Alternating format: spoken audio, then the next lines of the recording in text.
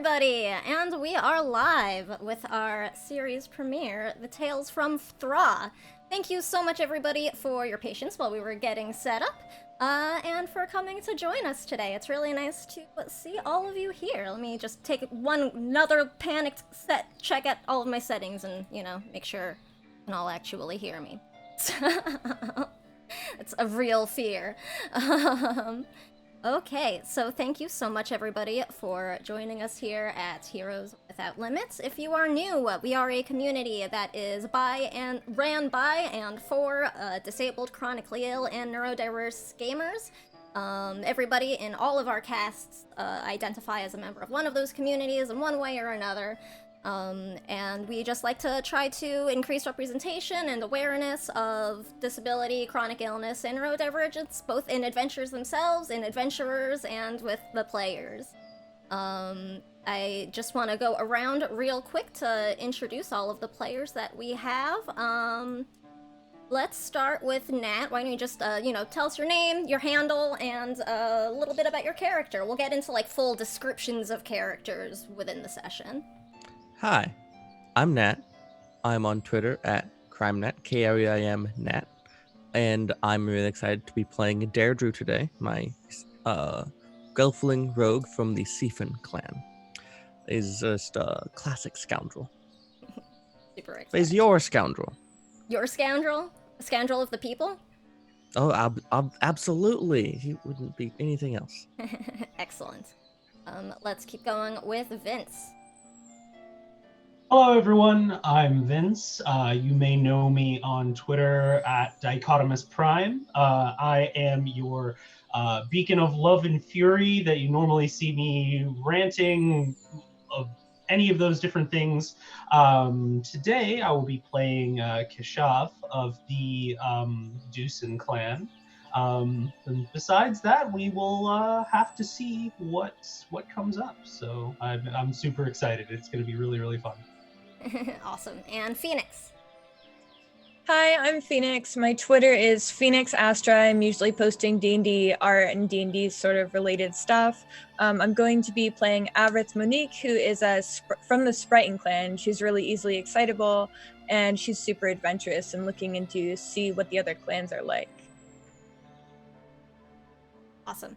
Sorry, I'm just following everything is, I only have one monitor, so bear with me, everybody. Okay, thank you so much, and I am Sam. You can find me on Twitter at @TheSamWisest. I am the game master, or, I don't know, gelfling master of the day, I suppose. I'm really excited for this game. Just a few things real quick off the bat. We will be taking a break about halfway through. We're scheduled to run until 7 p.m. Eastern, but we'll see how things go. We might finish a little early, or, we'll finish as close to on time as possible otherwise. Break will be, 5-10 minutes. Just let everybody stretch, take their meds, all that good stuff. We do have an open table policy here at Heroes Without Limits, so all of our players are always welcome to get up, stretch, take a bio break, whatever you gotta do. Just, so if you see a player getting up or something like that, don't worry, they'll be back soon.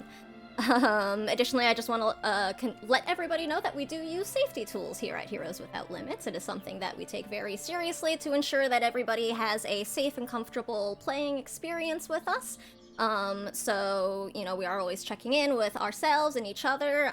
Chat is also welcome to partake in these safety tools. We always want to know if something gets, if, anybody ever wants to DM, me in private or anything, you can join our Discord, you can reach out and chat.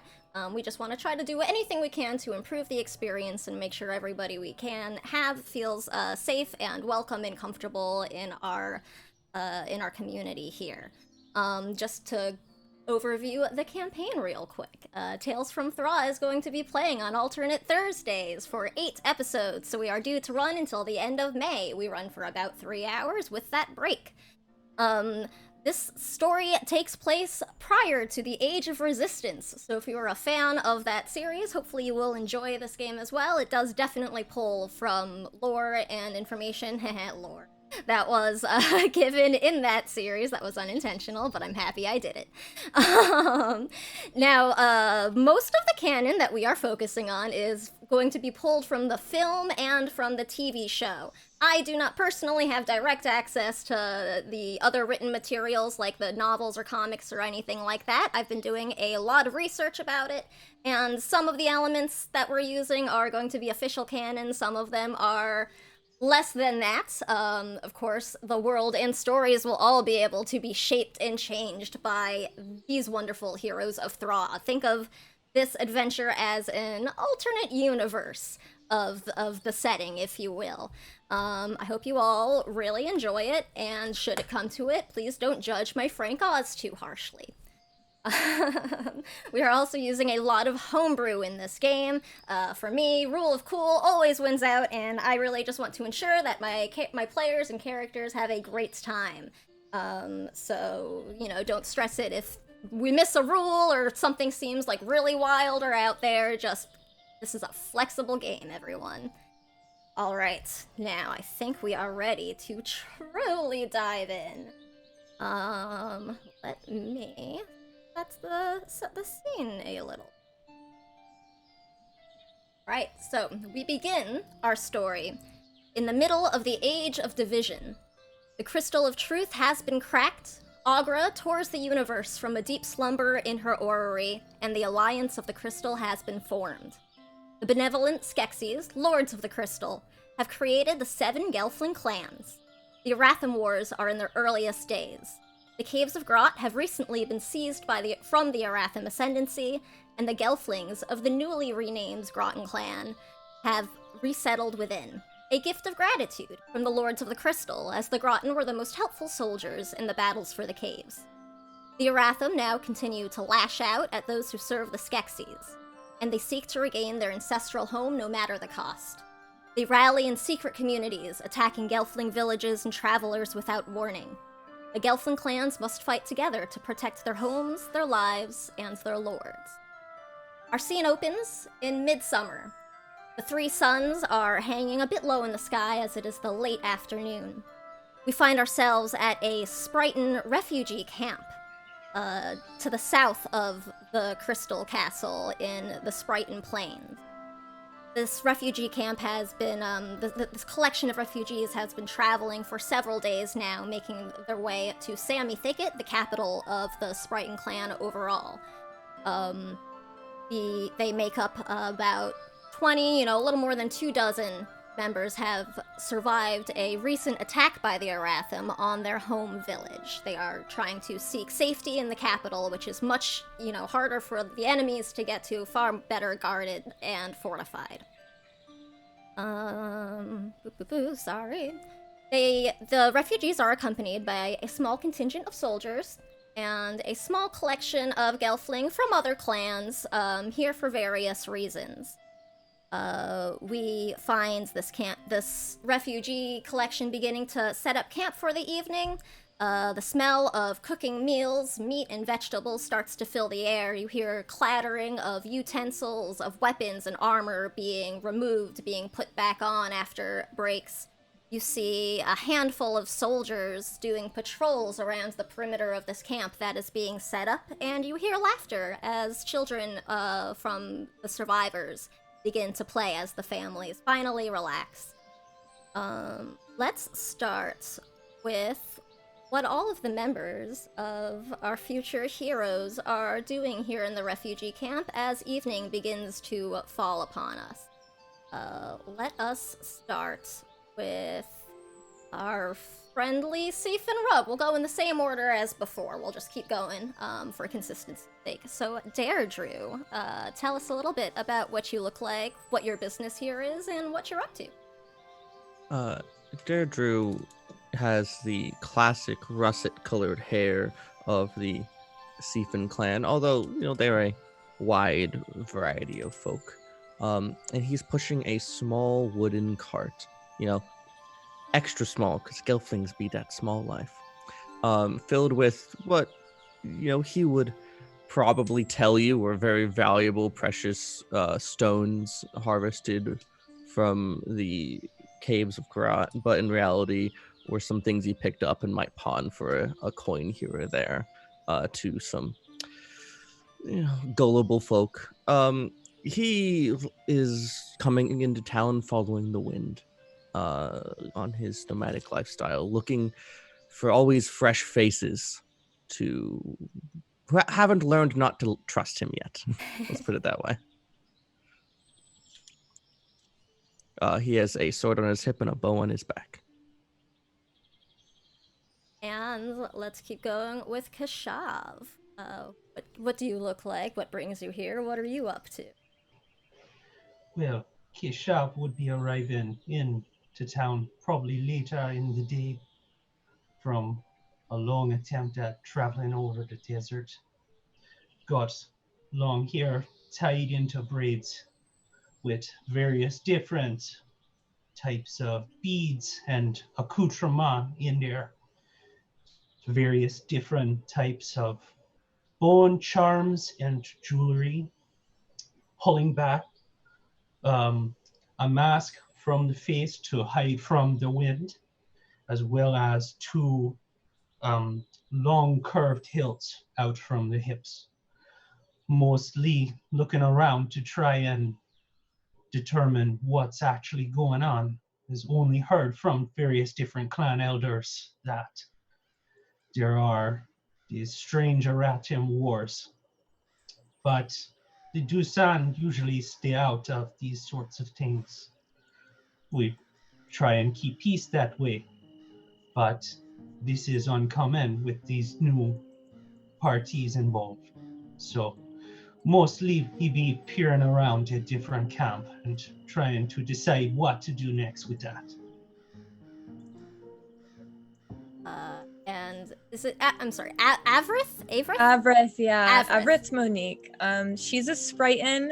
Her hair is black. Her skin is tan. She's got two dual braids, and it's cut sort of shorter in the back, and then her braids are very long.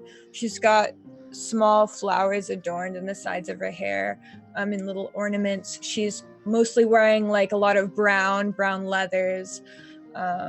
And she is here to heal people from injury, anyone from the refugees to any sort of damage, and just trying to help as many people as she possibly can.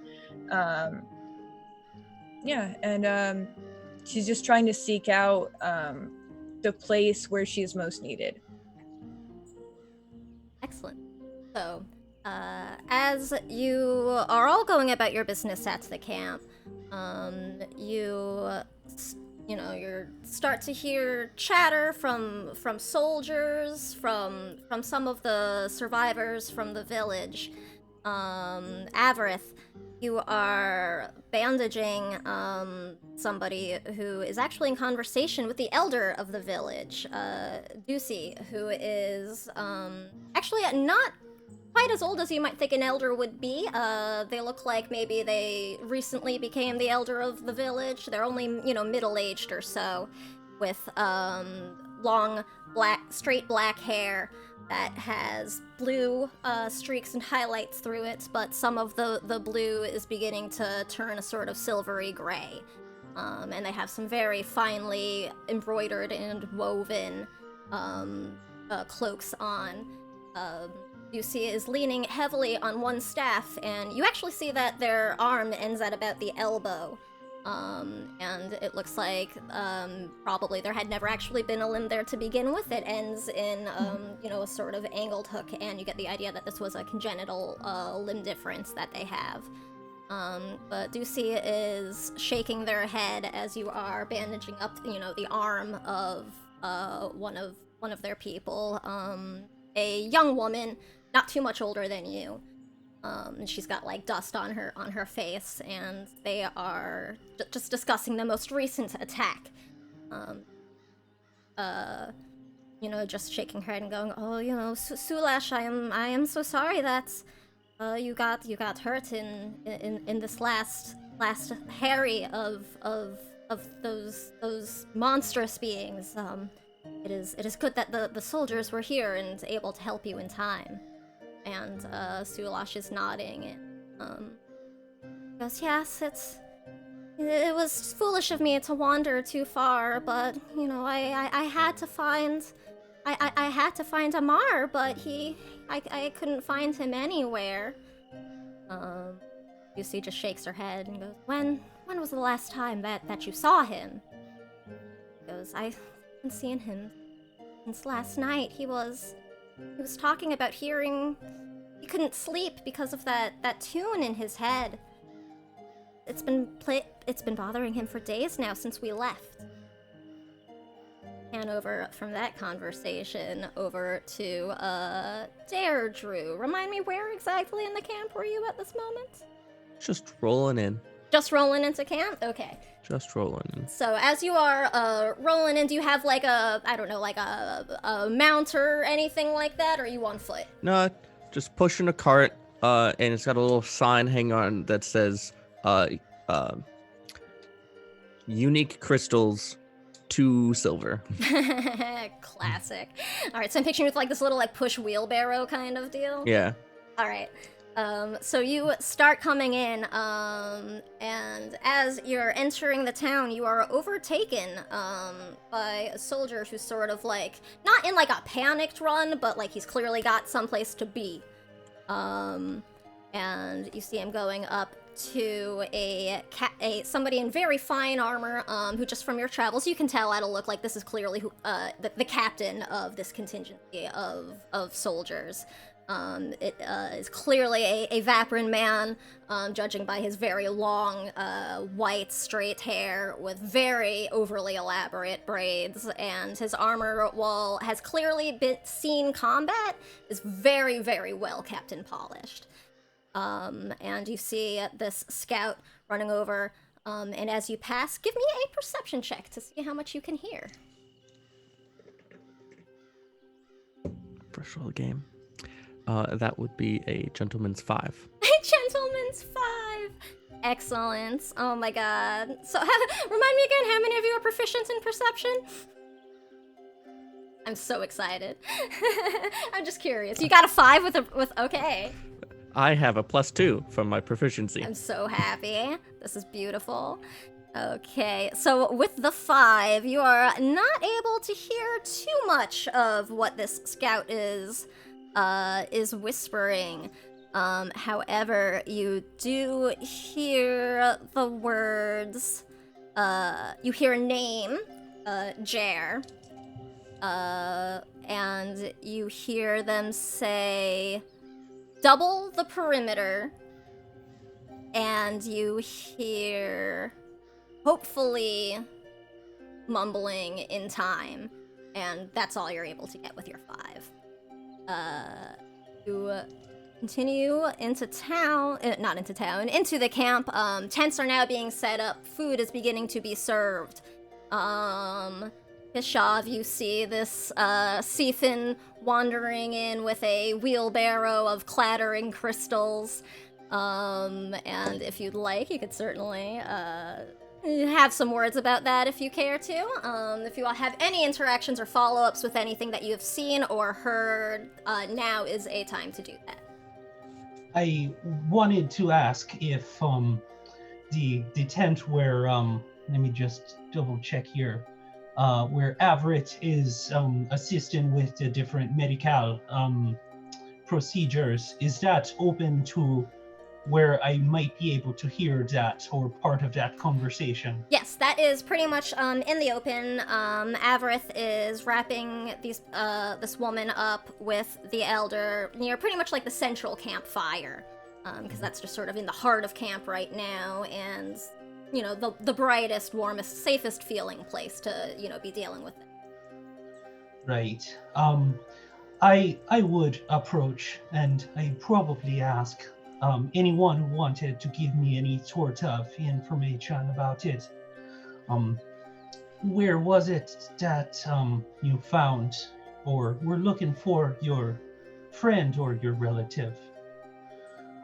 Which, for those walking up, be Kishav has studded letters underneath the different cloths that would protect his face from the wind. But instead of the leather studs, there are little shards of crystal that are worked into the material.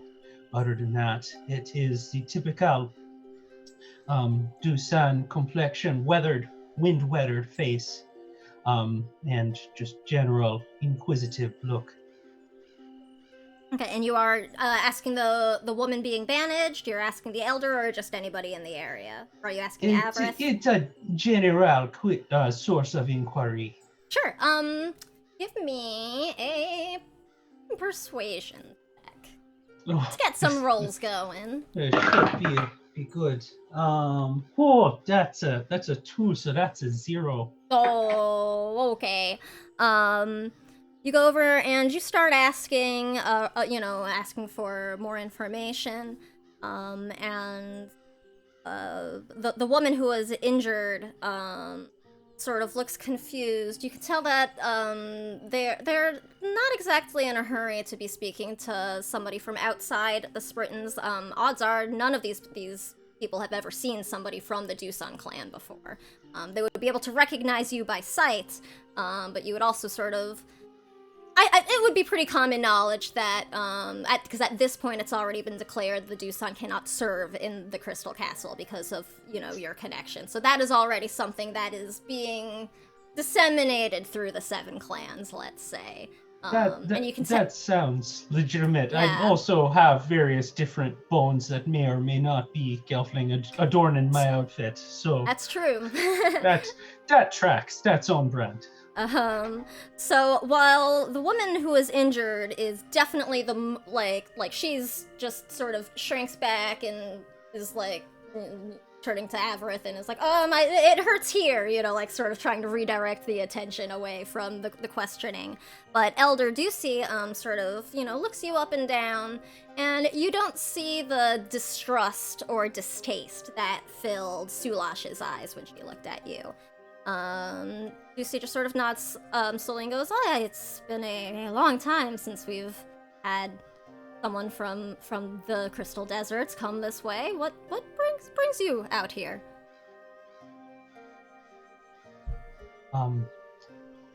We hear that there is unrest going on, great wars and suffering. These are not common things in Thra, but we wanted to see whether or not this is something that we need concern ourselves with, and whether or not this has to do with any kind of disruption in the Song of Thra, or any kind of the desires and the flow of life throughout the world itself. Oh, well, I mean, the flow of energy is always going to be in something of a conundrum, especially at times of war. It's not the first time we've, had these difficult times. It has been a long time, but many trines since we've had such violence filling the lands. This is true. Well, I understand you were asking Sulash here about her brother has been missing since last night, it seems. Have you in the Doosan? But actually, this is wonderful. We haven't had somebody from so far away come here. Have you had any illnesses striking your clan that you've heard of? Any strange hallucinations, things of that sort? You would know that you don't know anything striking your clan right now. I was going to say there might be different things that would be considered a hallucination to people that might be part of ritual or sacred sorts of things. Strange illness? No, I cannot say, though. Mortality is not foreign to people who live in the Crystal Deserts. There is not something that has been unusual in that sense to us. Would I be able to see in the person that Avrith is helping whether or not there would be signs of taking a bad fall or an attack from some sort of creature? Or make a medicine check.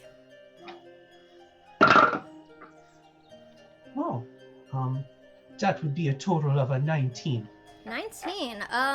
Yeah, at this point, you in your travels, you haven't come across like any active fighting, but you have seen, a couple of people who've been injured as results of the wars and stuff, and you would definitely recognize this as an Arathim injury. It's like this slice that goes like across her arm, and you can tell it's like one of those long sort of Arathim pinchers must have like scraped across her somehow. Certainly troubling. Does anyone know why the Arathim have been so aggressive? I know that previously they protect their own homes, but this would seem unusual to me that this is something that would be happening. Oh, well, I mean, the Arathim Wars sort of, I don't want to say they started it, but I mean, they refused to join the Alliance of the Crystal.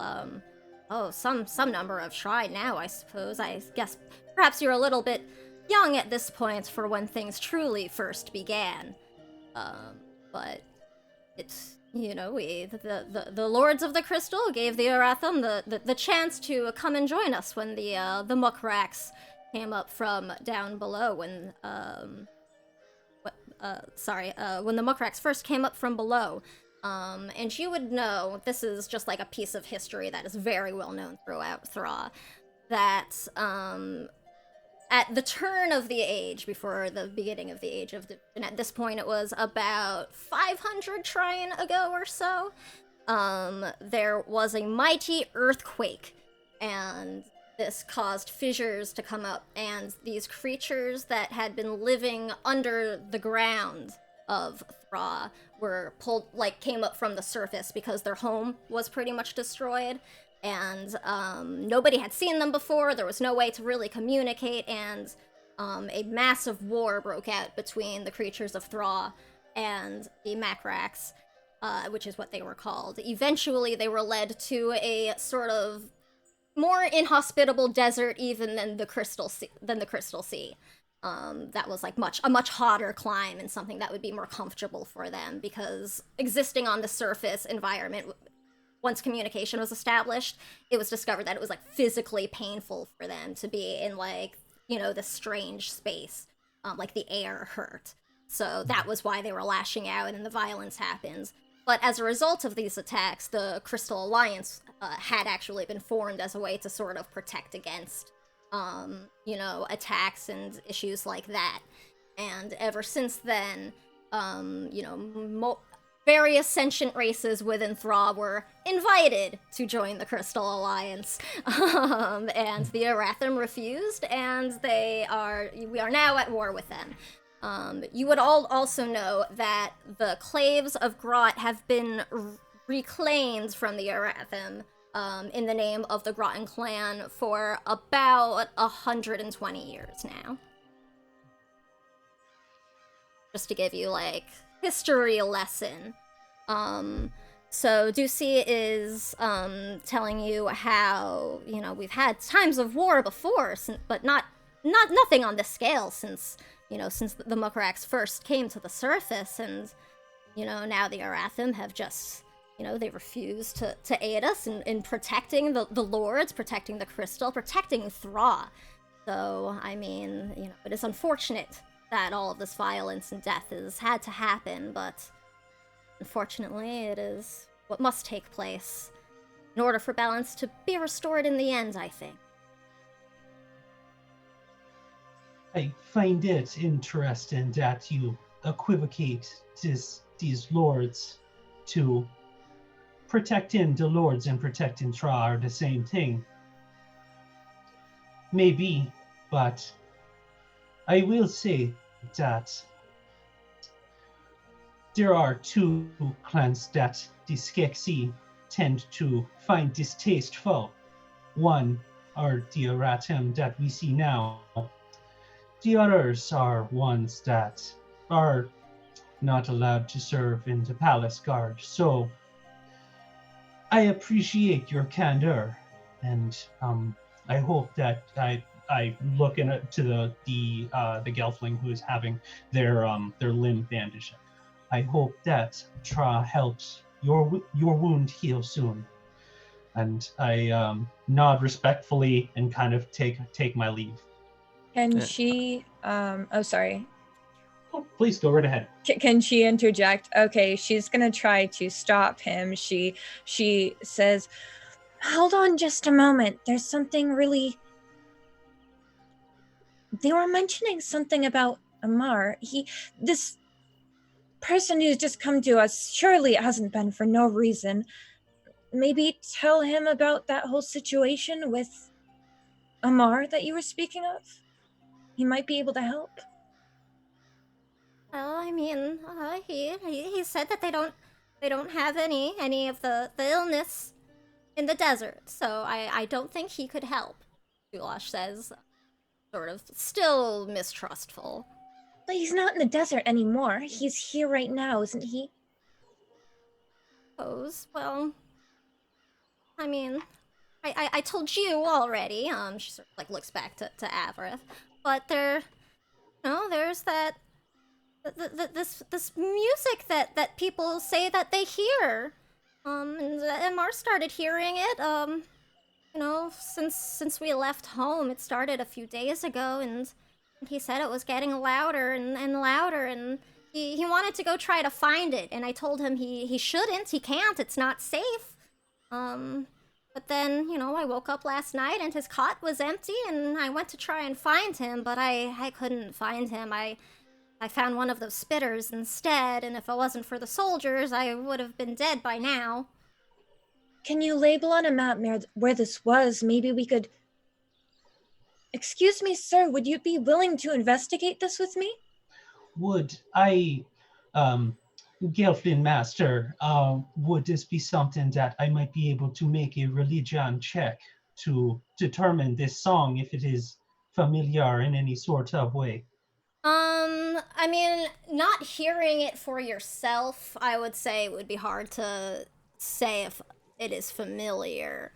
Not the tune of the song so much as the idea of song in terms of any sort of lore or Sure. Make me a history check.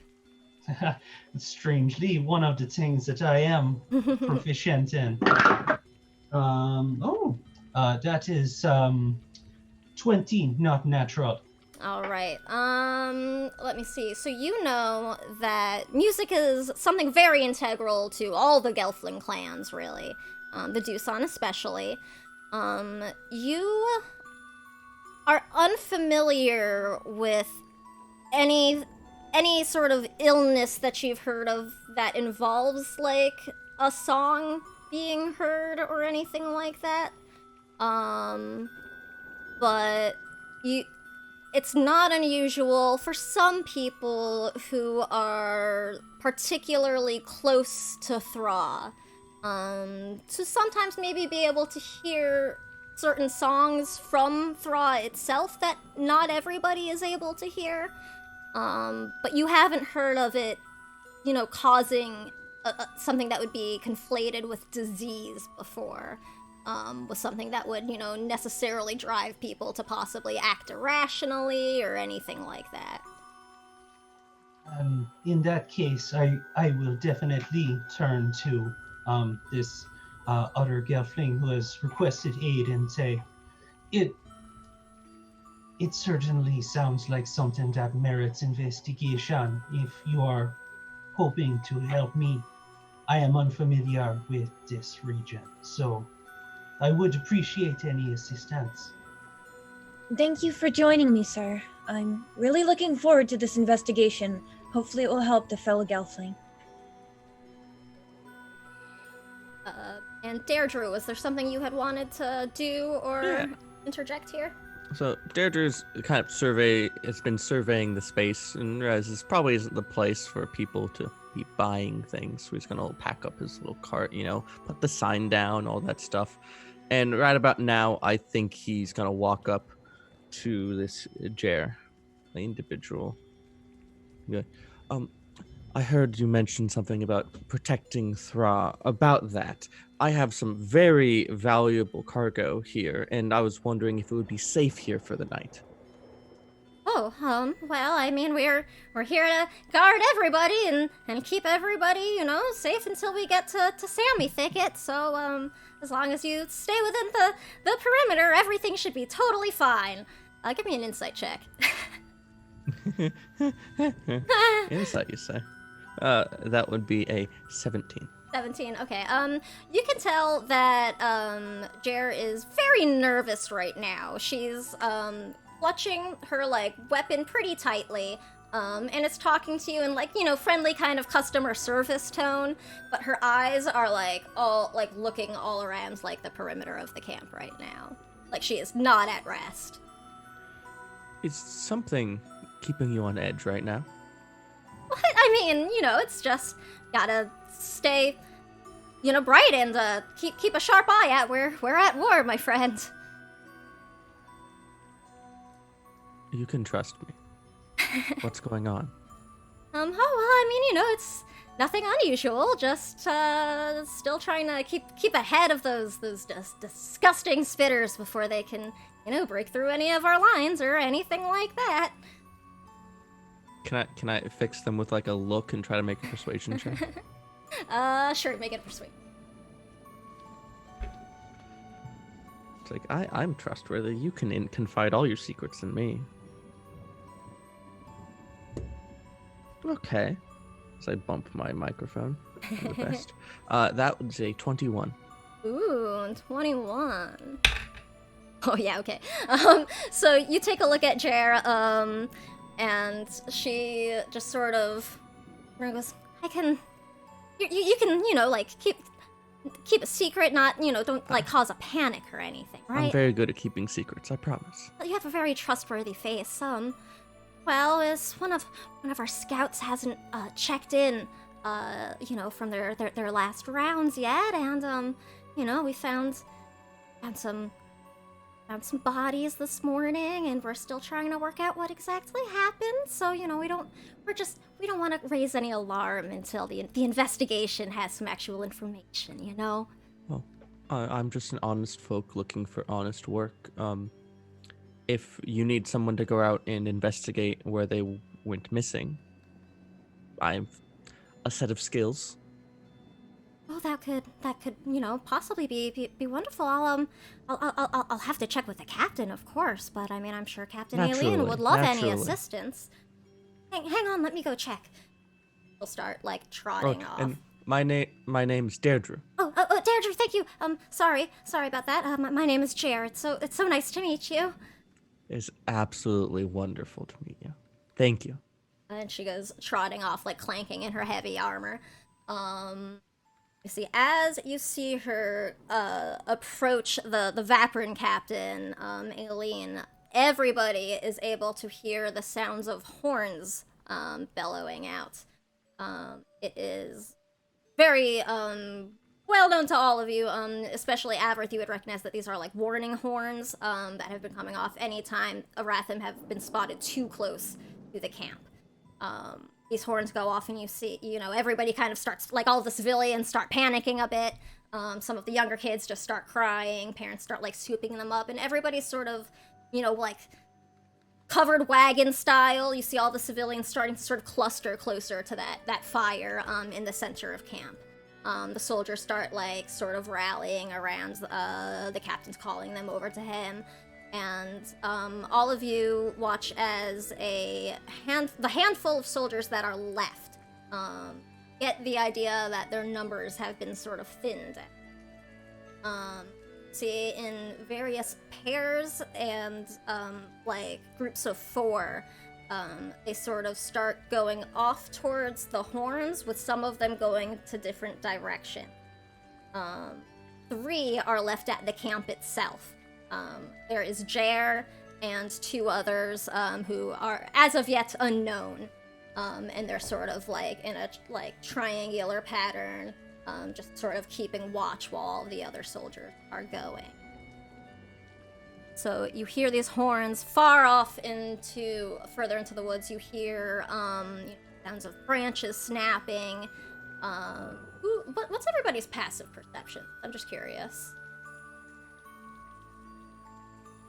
12. 12?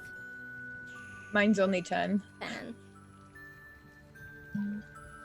Mine would be an 11. An 11. 12 high. Okay. So with the 12, you begin to hear it first, Deirdre. You're sort of looking off into the branches where you saw, like, the captain speed off with some of his people. Just very calmly shrug my shoulder off, my bow off my shoulder and string it. As you're looking off into the ever-growing shadows as night is now fully falling, there are still some torches sort of up around the camp, so you can see as long as you stay within sort of this centered area.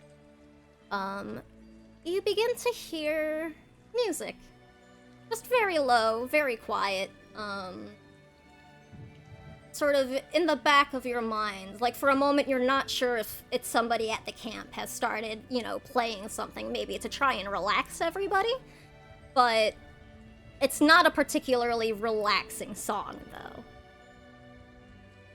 And these horns blow another few more rounds, and the handful of torches that the soldiers were carrying into the forest begin to vanish into the trees. There's sort of like a collective hushed silence as everybody in the camp is kind of huddled, guarded by these 3 guards. And you hear, parents sushing kids, you hear quiet whimpering, and it's like everybody's just sort of waiting to see what happens next. When you say they're vanishing in the woods, are we talking like a Battle of Winterfell type situation here? Where it's just boop, boop, boop, gone? Like... No, it's more, it's less sinister looking than that. It's just sort of like the density of the trees will, make the line of sight gets cut off.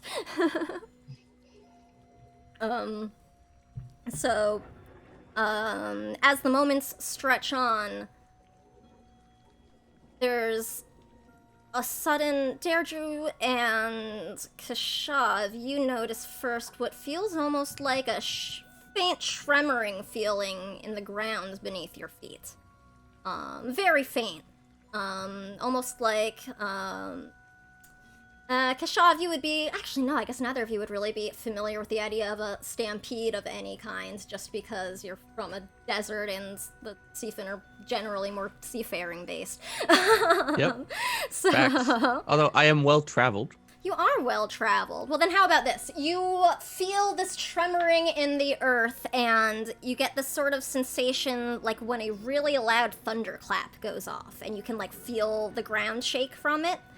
But it's consistent, and it seems to be getting stronger. And as this tremoring strengthens, Hishav and Avarith, both of you, gradually start to hear this tune beginning as well. And as the tremors strengthen, everybody in the camp, you can tell, begins to notice them. Yes, Deirdre. Oh, sorry, go ahead. I'm going to pull out my an instrument. It is a small little gelfling instrument called a furka. It starts at one end, it's just a little Y shape, and it's like a double flute, because that works. Why not? And just with one hand, his other hand on his bow, he's going to just start playing a soft little melody. And it's the actual like kind of ominous tune. It's like a counter that. Like that one is kind of ominous and heavy, and this is light and kind of almost harmonizes with it. Ooh. And while he does this, he's going to also take the dodge action because death is coming. Because death is coming. Oh my god, I love it. Would I the song that you are referring to, would there be a certain direction that I would be able to tell that it would be originating from? Yes, all of you are sort of able to feel it. Like, you feel the song almost tugging, like, at your head in the direction that it's pulling you. And it seems like it's coming kind of from the like east northeast of where you are. And as you hear Deirdre's tune begin to, flood over the group. Actually, you know what? Give me a performance check. Gladly. Might my proficiency with the instrument apply? Certainly it would. Excellent. Okay. That's pretty good. That's a 22. 22. So you are I playing... don't know about you, but I rolled a 22. Pretty amazing. Also, god damn it, Nat. So, you you begin playing this tune that contrasts with the melody that you're hearing in your head, but also, somehow complements it. And the music that you're playing has sort of a calming effect on the people within, clustered around this campfire. It's just sort of like this pleasant, soothing symbol, almost of a sign of normalcy at this moment of just tension. And you can sort of feel some of the whimpering of children sort of eases, some of the mutterings, and a couple of like peals of nervous laughter that break out while people are just, wound up, sort of dies down. But as you play, I'm sorry, Kishaf, were you going to do something as well, or am I like cycling back through? You said that the song was pulling us in a certain direction. Is that I know you said the cardinal direction, but is that towards the woods, or is that towards some other direction? I mean, you are all in the woods right now. You're in sort of like a clearing that this camp is set up in. I would say that, like, just to sort of pick, like, a different map, like, I guess, landmark, it's in the direction that people were traveling from. So it's coming from the direction of, like, where this, like, the caravan had already been coming through. That helps. Like, it's the Crystal Castle is like on the east side of the map. The direction of the song is pulling you to like the top right side of the map. You guys are in like bottom center, just to like give you a sort of you're in the center. How small is important, Thra? How small is important, Thra? I mean, it's... I do really had, like, a hard time trying to find any sort of information about, like, actual size or scale. It kind of feels like everybody in the movie and the shows, like, can get anywhere they need to, like, within a day and a half. So I think at least the area that our adventure will be taking place in is relatively small travel time. And honestly, like, we'll probably be glossing over a lot of actual travel time passing anyway, so it'll be kind of wishy-washy. I will turn to the other gelfling that was helping with bandaging one of the other refugees, and say, this seems like a time to begin our investigation, yes. Yes, indeed it does. But, did we hear the other sound coming from the other direction? You would definitely be hearing, I mean, like, you definitely hear Deirdre's, Firka song, playing over everybody, but you two also started to hear the head music, so to speak. Which, given the information that you two just heard, probably, like, it's not too hard to sort of be like, oh. Mm-hmm. Oh! Which one should we seek? Oh, sorry. Given that, I would probably start heading in the direction of the head music as you described it. Head music. Alright, so you start heading to, we'll say, the northeast. And as Averth is saying, yes, I think that's right.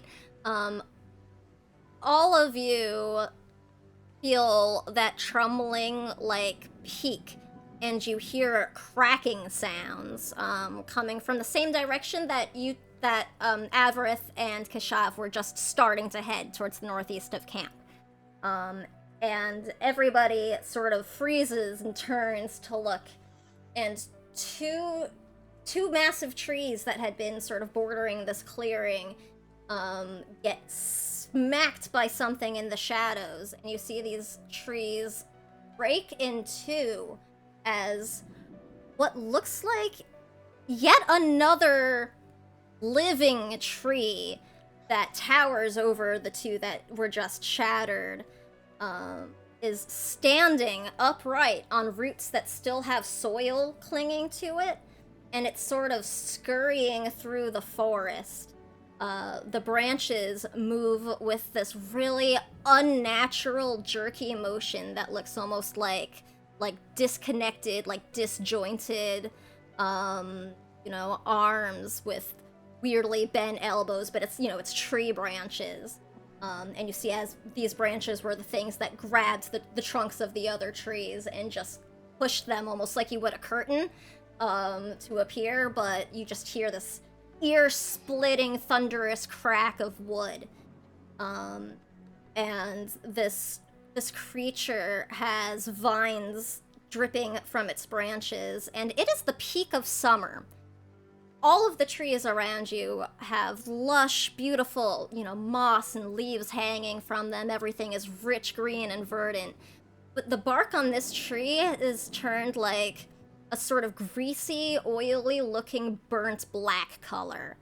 And it's got, instead of green vines, all of the vines hanging from it seem like gray and almost dusty looking. And this creature actually opens up this crackling maw of a mouth in the center of its trunk body and lets loose a roaring sound.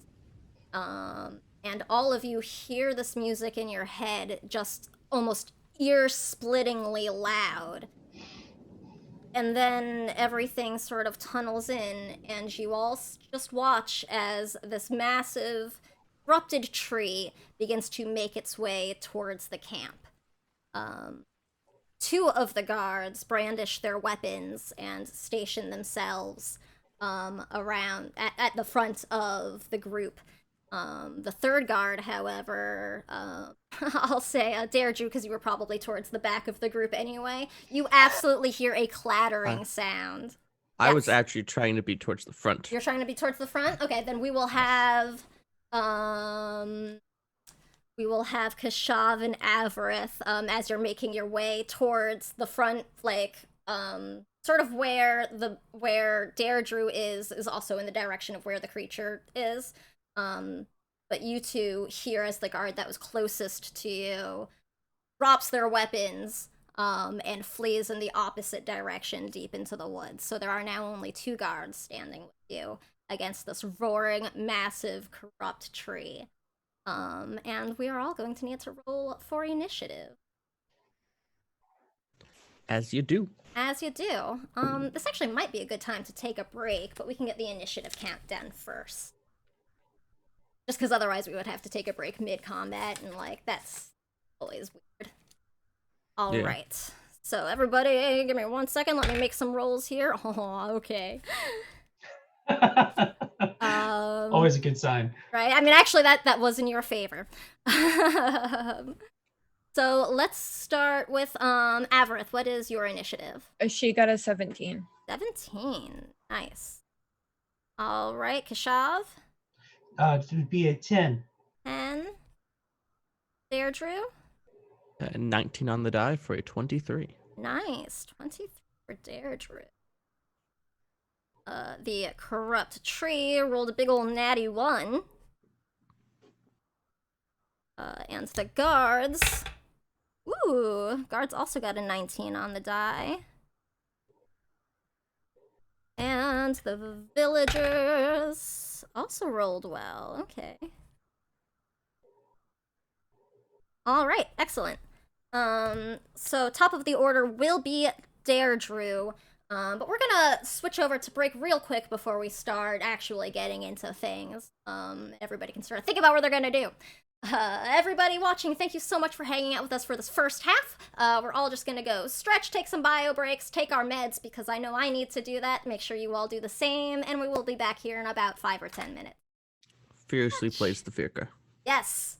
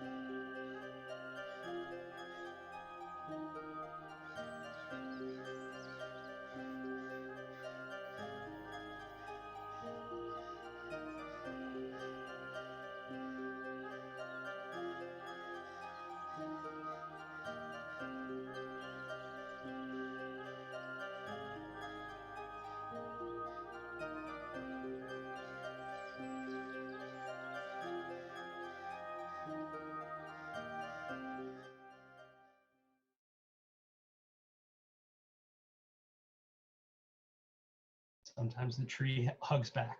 Sometimes the tree hugs back, and we're alive Hi. now.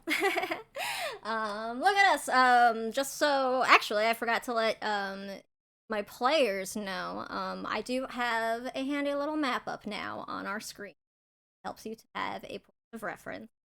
I'm still learning how to set things up in like Roll20 or whatever, but this is what I got set up for now. Let's see. So we left off with initiative. Oh, the music, because I forgot it last time.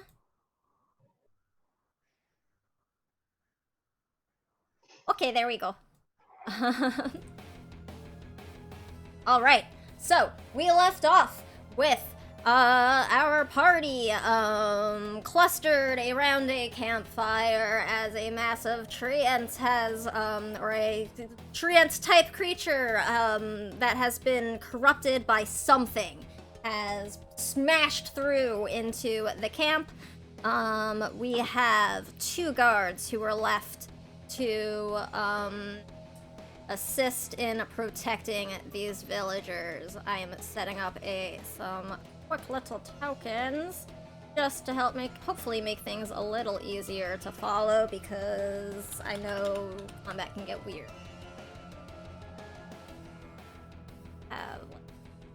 This one's not good. Sorry. Here we go. We're just gonna take 2 of these.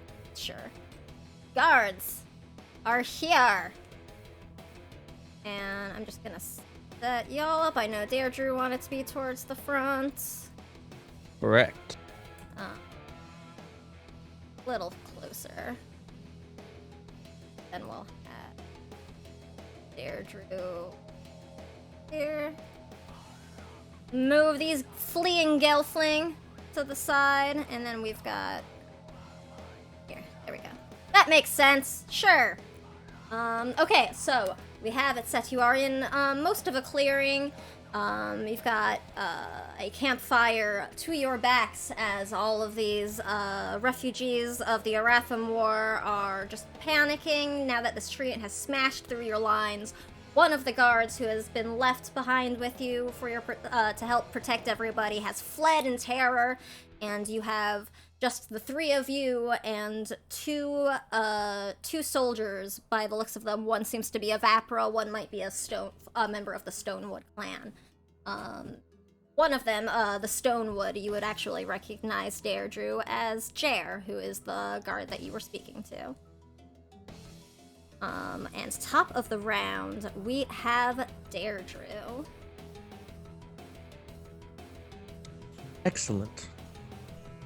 I'm going to continue my lovely floating song as I just very casually, take some big wide steps forward, left, right, and advance. Just, 4 paces in front of the 2 guards. Very relaxed. Sure. Ministry of Silly Walks. Yes. Yeah. All right, so you are gonna move in front of the guards. Excellent. I would then like to take the dodge action. Excellent. Because once again, death is coming. I hear ya. So you're just sort of moving not far ahead of them, just sort of enough to be in front, heroically. Yeah. All right. Yeah. Super heroic. Absolutely, we could definitely do that. And next up, we do have the 2 guards. One of them they both have short swords on hand. They also both, you see, do have light crossbows. One of them is going to take out, or we'll have Jer take out her crossbow, and the other, the Vapra, is going to brandish their short sword and start making their way to the treant. Writing my own notes so I can keep track of what I've decided. Alright, so we're gonna have Jer make her first attack. Ooh, and she's gonna hit with a 19 on the die, plus her stuff. And her crossbow, she is dealing 4 damage to this creature. Other guard is going to 5, 10. Oh yeah, he can be. Or he's just gonna have to dash, actually. Oh no, he can actually just get there. So he'll get to the treant. He'll make an attack. And he also strikes with a 6 damage to it. Good job, guard A and B. So It's guard B and Jer. Keep in mind. Guard B and Jer. So Deirdre, you've got your short bow ready, and you take your dodge action, bracing yourself for some sort of impact to come. You watch as Jer's arrow goes flying past your shoulder, and you hear this cracking wood sound as it strikes into the trunk. And you watch as this very brave Vaporan soldier, blonde hair flying back behind them, rushes up front and stabs straight into one of the roots, which you see sort of writhe in anger, but not necessarily too much pain. Next up, we have Avarith. What would you like to do? She's going to move just a little bit forward, as close to that lower tree as possible, and then she's going to try to use Sacred Flame, which would be a save for dexterity. Okay, dex save. Let's see. Okay, that is not great. That will definitely fail with a 5. Okay, yeah, it hits. So I don't know how we're channeling her spells, but she's going to stick her hand on the ground, and what I picture is just little cracks coming through the ground and then tendrils of flame just bursting out onto the end. Excellent. I'm sorry again, how much damage was that? Sorry, rolling right now. Sorry, I thought I heard a number. My brain is That was my bad. I got overexcited. No, that's awesome. It's only a 5, but hey, A 5? it's something. Mm-hmm. No, that is nothing to sneeze at. All right. Is there anything else that you would like to do, Avarith? Nope. Okay. Next up, it is Keshav's turn. What would you like to do? Oh. I would definitely react with surprise at seeing this whatever magic from Thra channeled by this other gelfling. But I will rush forward. How far would I be able to get? You can get up to the tree. I will be not quite right next to it. Okay, yeah, you're right. Like, I think you're like 10 feet away. Much. You got reach? Hey, I do not. But I will. There is definitely a look of sadness on Keshav's face, going, "Why are you doing this? Why are you hurting them?" At the tree.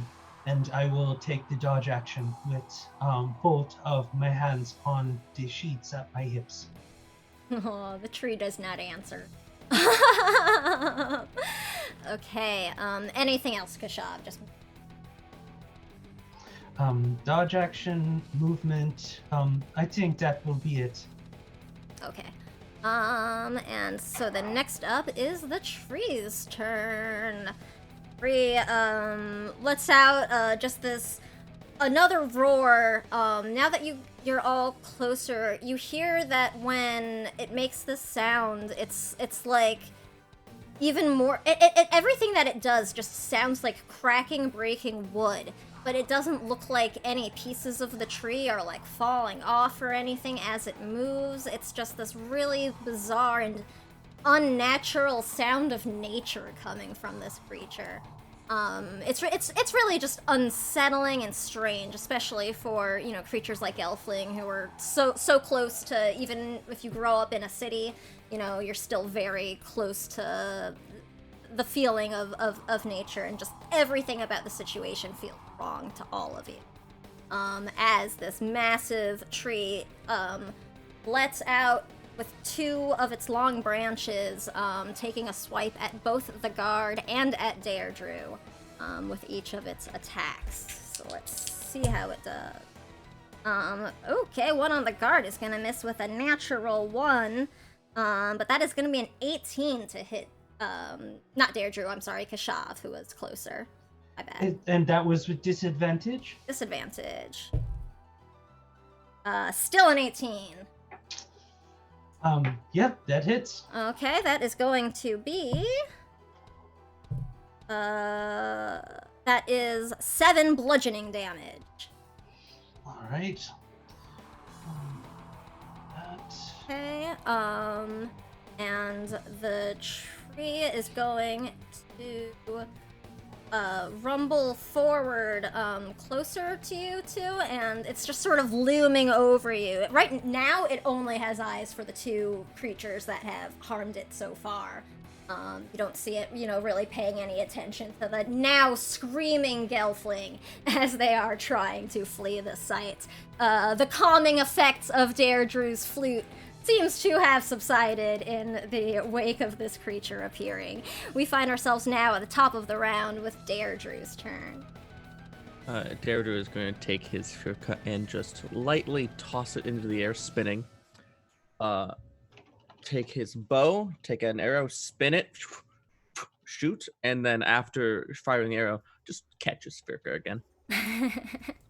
We'll see how that goes. Okay, that might hit. That's a 15. 15, just misses with the... What's the tree bark? It's bark skin. I understand now. Yeah, you watch All as right. this arrow just sort of bounces off of this, weird blackened bark. All right. Then I will take the dash action. Sure. And just go wide left around it. Wide left, or... Sure, so, kind of near where the bushes are? The top? Yeah. Sure. Oh, no, you're gone now. Yeah. How do I get you back? I am Where'd you go? trying to stay at least 15 feet away from it as I do. Oh, no, wait, I moved you, and now I can't get you back. Where'd he go? Oh no, I've 20. fallen off the map. You did. I'm falling. You're dead. He's off the grid. He doesn't have He's a social off the- security number. He doesn't have a social security card for Roy. Furious Damn Sphyrka it! playing I as I totally fall into lost the your abyss. token. I don't know how to get it back. So, you are now going to be, I don't know, trying to pick something Need ridiculous. a new token. Right? All right. You're just gonna have the city guard for now. Sure. Sorry. So you get, you're still 10 feet away from this creature. Is that good, or do you want to be a little further back? I want to be at least 15 away, because I 15 am, away. as an experienced D&D player, I'm worried it has reach. Sure. So just so I don't lose you off the map, we'll say you're actually, you're not in that bush, but you're a square up ahead of that bush. Sounds good. All right. Excellent. Anything else, Deirdre? That is all. Okay, guards are gonna make their attacks once more. Jer shoots another arrow, which is gonna hit. Man, these guards are actually doing some work right now. It's gonna be 2 damage, and the Vaprin unfortunately misses. He seems just really thrown now that this creature has moved even closer and is immediately towering right above him. Next turn, we have Avarith. Definitely gonna try to heal my good friend Kashab that I just met. How far is he? How far can I move closer? Kashav is, let's say, 5, 10, 15, 20. He's about 25 feet away from you. Okay, I'll move over to him and use Cure Wounds. Sure, so you're getting right up ons. Mm-hmm. Okay, excellent. You can roll the health.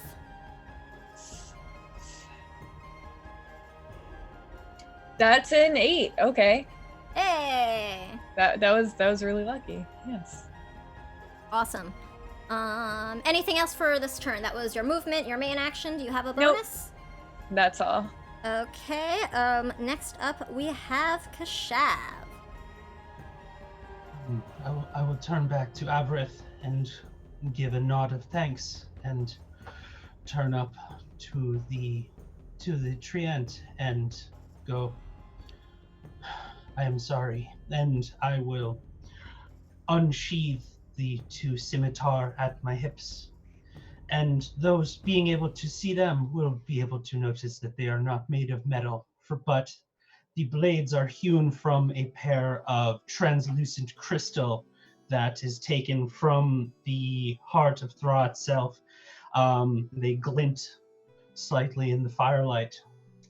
And I will, let's see. I will use my action and my bonus to attack the tree with both of them. That is a 22 for the first attack. Nice, that will hit. And a natural 20 for the second one. Excellent. Yeah, so roll damage. For that crit, roll the damage die twice. Modifier just once, though. Actually, I have the dual wielder fighting style, so Nice. I get to add that as well. So, all right, so that is Kicking butt. so 1d6 for the first attack. That was a 1. For the crit, that was a total of 10, plus my modifier twice, so 18 points of slashing damage. So that was 18 slashing for the crit, you said, right? No, 18 total for both attacks. 18 total for both. Okay, excellent. All right, so you reach, you slash out with these crystalline swords, and you are used to these cutting through, through flesh, through plant matter with total ease. You are actually shocked at how difficult it is to get through this blackened bark. Even though that crit dealt a ton of, a ton of damage, you felt like that was a really, really good strike, and it did do a lot of harm to this tree. You get the idea that maybe your weapons may not be as effective against this creature as you are used to. So, resistance to slashing. Or to certain damage types. So, but that was still awesome damage, yo. Let me just make sure I'm adding everything right here, and... Okay. Clutch! Before I end my turn, I will look at the whatever blackened sap is dripping from the tree onto my blades and go, my friend, what have they done to you? And that will be my turn. Okay. Next is the tree's turn, actually. And it lets out, another of these roars, and you hear this creaking as it sort of bends back.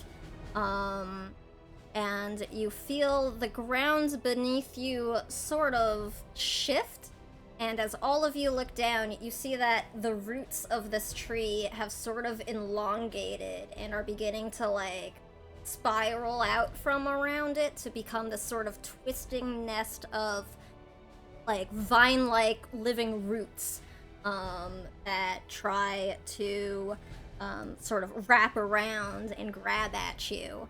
And I will need 5, 10... Ooh, actually, all 3 of you, I'm going to need to make a strength athletics check for. I think somebody in chat mentioned the idea of it having a 15-foot reach, and I would just like to say I blame you for this. This is a square, not a Is this- circle, but that's what I'm doing. Is this a grapple? Because normally, for those, you get to choose between athletics or acrobatics. Yeah, I guess, yeah, it's essentially the entanglement spell. Oh, so that's a strength save. Strength save, okay, my bad then. Yeah, give me a strength save then, my apologies. Yeah, No big, no a big. save, okay. it's significantly worse. All right. You didn't have to I reroll, got you it could have just too. changed the numbers, that would be Oh, okay. okay. Yeah, You can just change the whatever. Yeah, the initial roll was 13. 13. Averth? 2. 2. 16? 16. Okay. So Deirdre, you are able, with your nimble Seafin feet, so used to ships rocking in turbulent weather and such, you're able to just sort of dance out of the way of these blackened roots that try to wrap around your ankles. Kishav and Avarith, you are less lucky. And you are restrained, grappled? Let me pull up my thing, hang on. Just to double check. If it's like entangle, it's restrained. Restrained, yes, thank you. So you are restrained. You will be able to make another save at the top of your turns. And Actually, both of you, Kashav and Avarith, give me a perception check. Since you two are closer. The music... That's a 16. Oh, sorry. A 16? No, go ahead. 16? 18. 18, okay. As this is all going on, by the way, the music is still, like, blaring, deafening in all of your heads. And both of you, you see that when it let out that roar, as these vines reached out, deep within that gaping sort of knot hole of a mouth that's on the body of its trunk, you see what looks like a faint violet light glowing from within. And that is the tree's turn. At the top of the round, we have Deirdre. So my two friends have been restrained. Oh, not friends. My two battle companions have been restrained. Might I be able to attempt to free one of them? Yeah, you could certainly use your action attempting to do so. Sure. Would that be like an attack and slash, or would that be like a grab and rip? That would be your choice. If you want to do a All right. grab and rip, I'd say that would be an athletics check. If you want to do it like an attack and slash, it's just a straight attack roll. All right, let's try to attack Kashav's. Well, I will drop the bow and draw a sword. Whoa. Sorry, what was that? I drop my bow and draw a sword. Oh, okay. I thought I heard Yeah. a number. I'm like, That is a 23 to 23. hit. Yeah, give me some damage too. Sure. We'll double this up. Technically, I have an ally adjacent to my target, so I get sneak attack. Yeah, go for it. Absolutely. Fuck up those vines, yo. Dropping dice. Murder this tree. Dropping dice on the floor. All right. 13. 13 damage. Nice. Okay. All right, and so you slash through these roots, which you hear like almost like a tiny shrieking sound coming from the roots themselves, echoed by a louder, angry roar of the tree, like just in front of you. And these roots sort of shrink away and unwrap from Kashav as some of them, drop, still kind of writhing to the soil at your feet. Is there anything else you would like? I would like to use my bonus action to take the disengage action, and I would like to move 10 feet away. Farther. 10 feet. Further away, no problem. So I'm just drawing squares everywhere now. Alright, so you went up to Kashav, 5, 10, so you're like back out here. Excellent. And next up... Seems good to me. Yeah, next up we have the guards. Jer is going to make her attack with her arrow. Ooh, and that's actually gonna hit. She's rolling good. Not on the damage, but on the to hits, she's rolling great. Okay, and then guard B is going to make his strength save. And will fail, so he's just sort of like hacking and slashing and trying to fight these vines that have wrapped around him. Next up, Avarith, it is your turn. If you would like, you can make a strength save, but I believe you can actually still make your attacks while you're restrained, unless I'm confusing it with something Wow, else. I'm surprised. I might be wrong. Am I You thinking can. grappled? You have disadvantage on attack rolls, though. I got a 1, so the save, obviously. Okay. But she'll try to attack, sure. I think you're good for spells, though. I don't think that it affects spells. Yeah. Well, if you use I don't something like think I Sacred can Flame, use a spell. Can I? if you use something like Sacred Flame, which is saving throw, you're just not affected by being restrained at all. Right, but any attack roll against the creature. Also, it has advantage to hit you, so like, Yes. still danger. Yes. Yeah, just restrained rules real quick. A restrained creature's speed becomes 0, and it cannot benefit from a bonus to its speed. Attack rolls have advantage, creatures' attack rolls have disadvantage, and you have disadvantage on dex save. Just as a quick refresher. Okay, she actually doesn't have a weapon, so she can't do a spell, right? You can still do a spell. Alright, she'll try to do Sacred Flame Yeah, again. that's fine, and because that's Dex actually a save. save on my part, like, being restrained doesn't affect it at all. Awesome.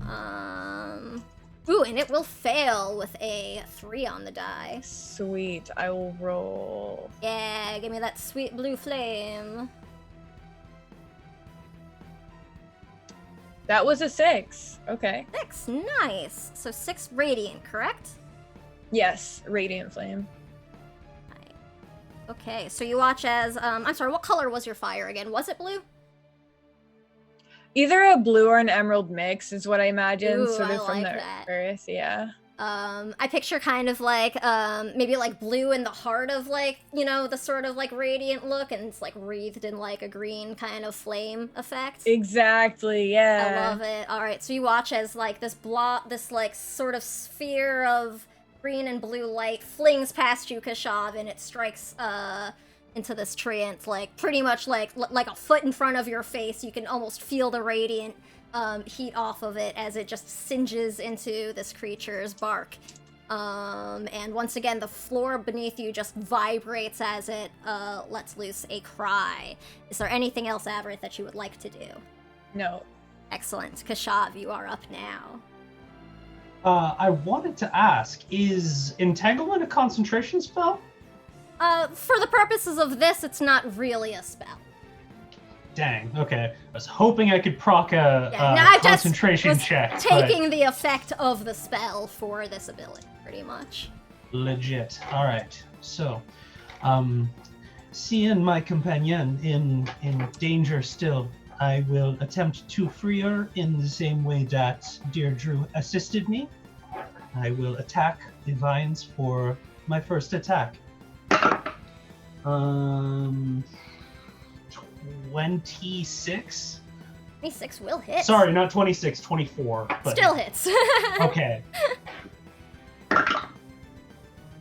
6 points of slashing damage. 6 slashing, excellent.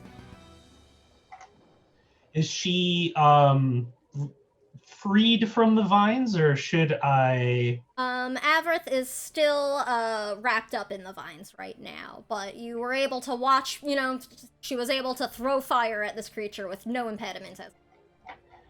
I'm more worried about this thing because I know how much those branches hurt. They do hurt a lot. So, that is a 16 to hit. 16 just hits, actually, yeah, so. Oh wow, these vines have the same armor class as the tree. Wow, okay. It's tough foliage. Bark 8. skin. Yeah. 8 points of slashing damage again 8 on the points. vines. Nice. Okay. God, math. Okay. Alright, anything else? Nope, and she's still tied up. You were just attacking the vines, right?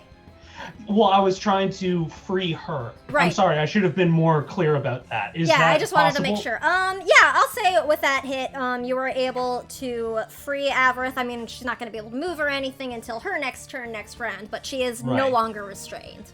And attacks against her would not have advantage anymore. Correct? This is correct. That was the question. Yep. All right, awesome. Anything else? No, I think that will be the rest of my turn. So. All right, excellent. I mean, Oh, no, actually, Just sorry. kidding. Because I am going to probably take a walloping. I will use invoke action surge and take the dodge action. oh, nice. That is a good idea, probably. Actually, let me take a look-see. What do I want to do? I got some options here. Actually, yeah, I will have, the tree's gonna make its, slam attack, 1 against you, Kashav. And the second, it's just sort of like lashing out in like sort of anger, and you think maybe pain based on the changing tones in its voice, in the sound of these roars. It's sort of sounding like, you know, a little less just furious and angry, and even more like just primal and sounds like reactionary at this point. So it is attacking you and the guard next to you, just because you two are the closest to it. The guard is actually still restrained, so that's gonna have advantage on him. Ooh, okay, poor Vaprin guard, that was actually a crit. And Kashav, it is a Dead. 17 to hit you. Oh, geez, with disadvantage. This guy hates me. All right. Oh wait, that's right. I'm sorry, I forgot you took the dodge action. Let me try again. Much better. 13. Oh, that misses, unfortunately. All right, excellent. So you watch as you're able to just kind of like dodge out of the way of the branch real quick. The Vaprin Guard, however, with that crit is a lot less lucky. Yeah, okay. So you watch as you like sort of like slow motion Matrix like dive out of the way real, as this branch comes swinging over you. But unfortunately for the guard, another branch comes swiping out, and you actually watch as the guard's body goes flying over you and vanishes off the map. And that Vaprin Guard is no more. There is just like a bunch of broken vines of the tree itself, where his body like had been restrained, and it's like the tree even like broke its own roots, slashing, swiping at him so hard. Hey, Jesus. on the upside, they're not restrained anymore. On the plus side, he is not restrained anymore. I was gonna say, in lieu of Jim Henson, we just watch a man get Kermit the Frogged? Like, he just, Yeah, like... pretty much. Very much like as the body goes flying, it's got that like lifeless ragdoll effect already. Like he was dead before he landed. Poor Vaprin Guard. Rest in peace, Guard B. I wasn't gonna give him a name if he lived, but anyway, that is the tree's turn. And it is just gonna sort of like move further into these bushes this way, but like not really towards anything in particular. Like as it's sort of like, you see as like one of its root feet sort of step over you, Kashav, and it's just sort of still swinging wildly in pain. And you get the idea that at this point the creature is, any semblance of intelligence it might have had is kind of gone, and it's just lashing out the way any wounded animal might. Top of the round, we have Deirdre. Well, if I'm understanding correctly, I am now next to it. You are now next to it. Actually, all of you are now next to it, as it has just taken like a couple of steps closer towards the campsite. All right. I'm going to take my lovely sword and acquaint this creature with it. And acquaint this. I love it. Go ahead, make your attack, my friend. 22 to hit. Oh, that'll hit, yeah. We're all next to it, so all gonna die. But upside, I get sneak attack. Huzzah! Oh, those are very good numbers. That is 17 damage. 17 damage. I take my sword and slash along it, actually jumping into the air slightly to continue my stroke, and taking the disengage action and running 20 feet away. Are you going back towards the camp? Like towards the campfire, let's say? Or do you want to go like down? I'll head south. Sure, kind of towards your wagon, maybe? Just downward. Sure, so you get like pretty much to the wagon. You're Cool. sort of now covering the backs of, actually let's just say these people running. I forgot to move them. So there's Whatever. like 2 people sort of still left. Everybody else made it off the map at least. Anything else, Deirdre? That would be all. Excellent. Yes. Actually, I will put my sword away. Put your sword away. Okay, so now you've just got your bow. No, bow's on the ground. I just have my Firka. Oh, okay. Haha, nice. Next up is Jer the Guard, who's like definitely sort of like let out this cry of alarm as she watched her friend get like Looney Tuned out of the camp by that tree branch. And she starts fleeing back towards the fire, still trying to help cover the people fleeing at least, and she lets loose another crossbow bolt. This one misses, however. She is very alarmed after seeing the death of her friend. That was pretty intense. Even for a trained guard of the castle, let's say. Or maybe not of the castle, this would have been Sammy Thicket, probably. So, that will be Jer's turn. Next up, we have Avarith. What would you like to do? You are right up against this Yeah, massive she's gonna creature. try to Sacred Flame. She's also pretty traumatized after seeing the guard just flung. Sure, so Sacred Flame is gonna be a dex. Dex save. Oh man, this tree sucks at dex. Imagine that. That is a dirty one. Okay, yeah. It's a 2 minus 1. 7. 7 radiance damage. Nice. So you see as the radiant damage and like the fire, the flaming aspect of it seems to it doesn't go out once it strikes the way it has before. You see that now it's actually beginning to sort of the ball of fire strikes and splashes against this black bark, and pieces of it stay. Some of it disappears in smoke, but it looks like bits of the radiant fire might be sort of catching to the creature. Anything else, Avarith? Nope. All right. Next we have Kashav.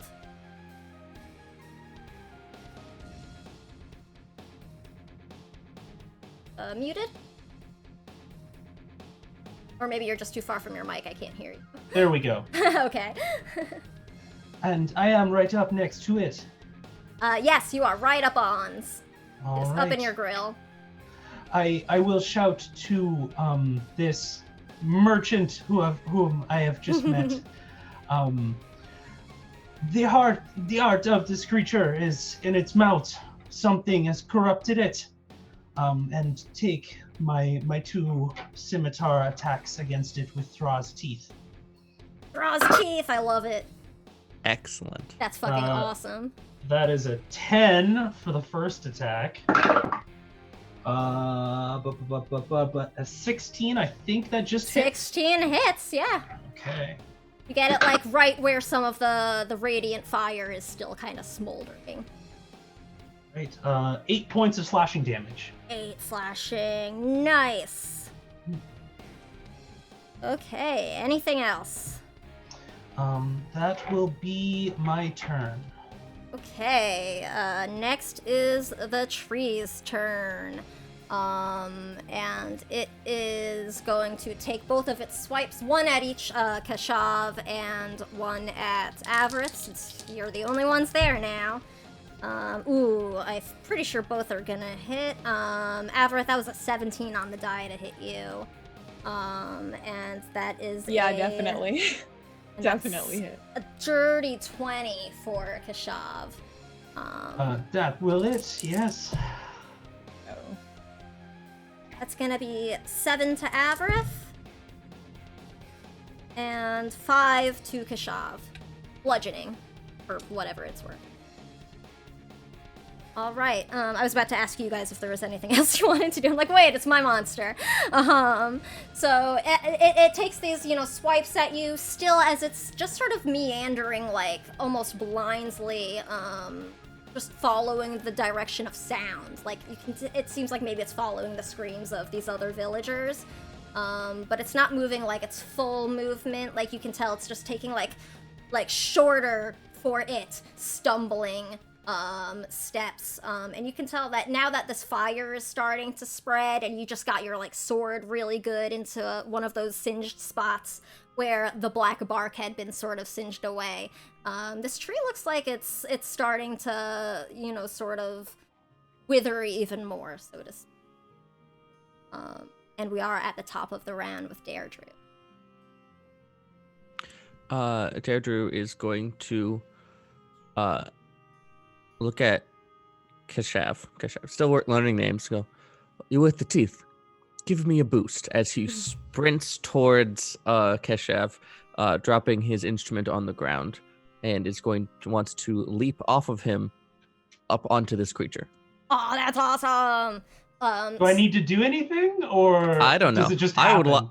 I want to go for the good old plunging attack mode. Okay, so you're trying to do a jump attack off of Kashav's back, essentially, to get higher up. Back, or you could put the swords together and give me a boost. I don't know.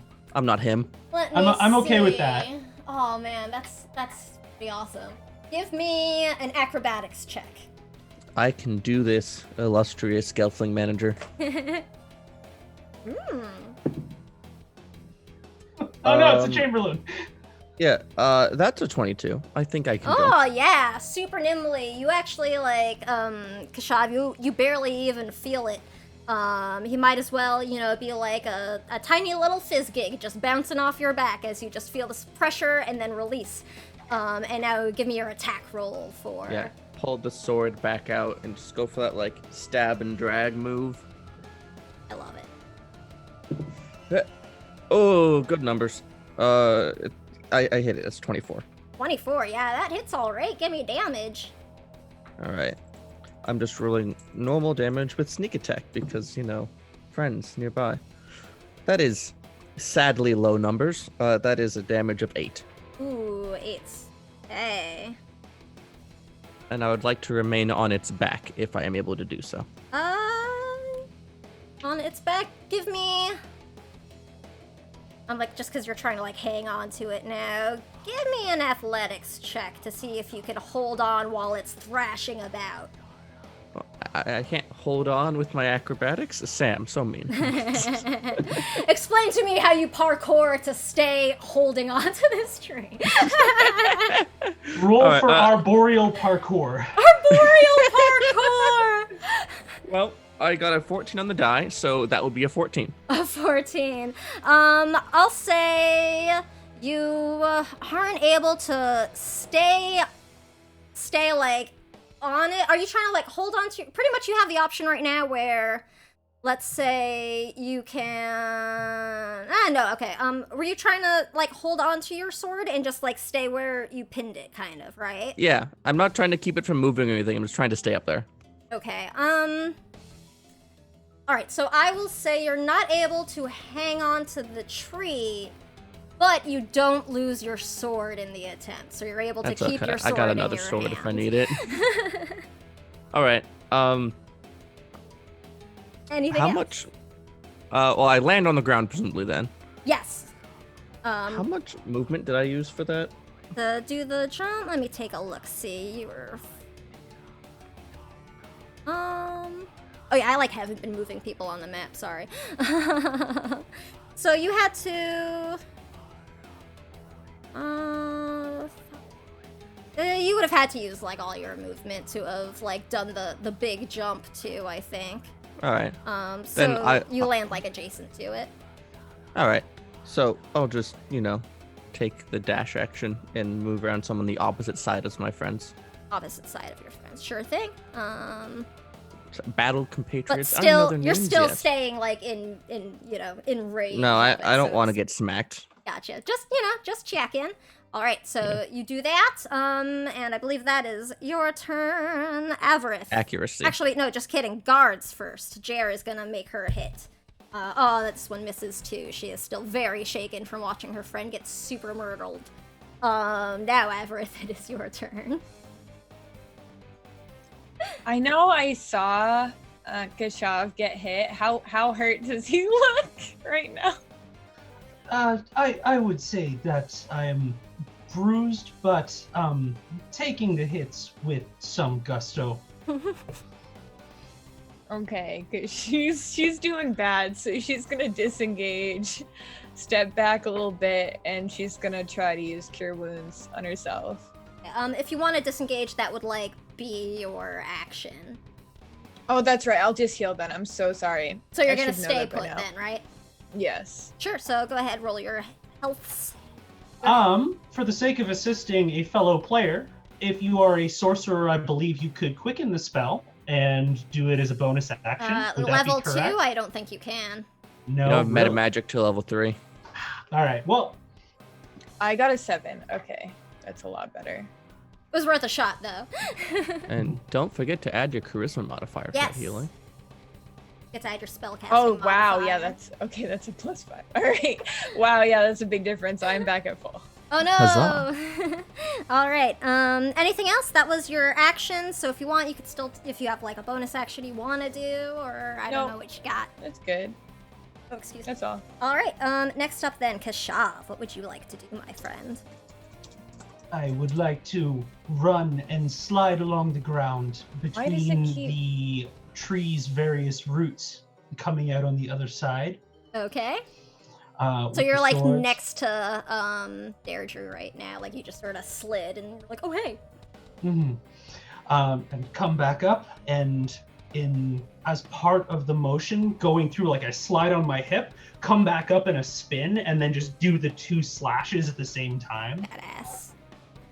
So attack and bonus action. First attack is a natural 18 plus 6 for 24. Second attack is a natural 20. Apparently when I do cool shit, Damn. I hit, so I need to start doing that. All right. So first attack damage. Yeah, give me that damage. Let's see what we got. Fingers crossed, y'all. First attack is 9 points of slashing damage. The crit is 14 points. No, 14 plus my dexterity, so 18. 18. Shit, man. All right. So 9 plus 18 for a total of 25 points of slashing damage. Holy crap, that is a lot of damage, my friend. Yeah, so you take this spinning attack and you pierce through the spark. Some of it has, this fire has continued to spread and you're able to just jam it into these spots that, your friends have already weakened.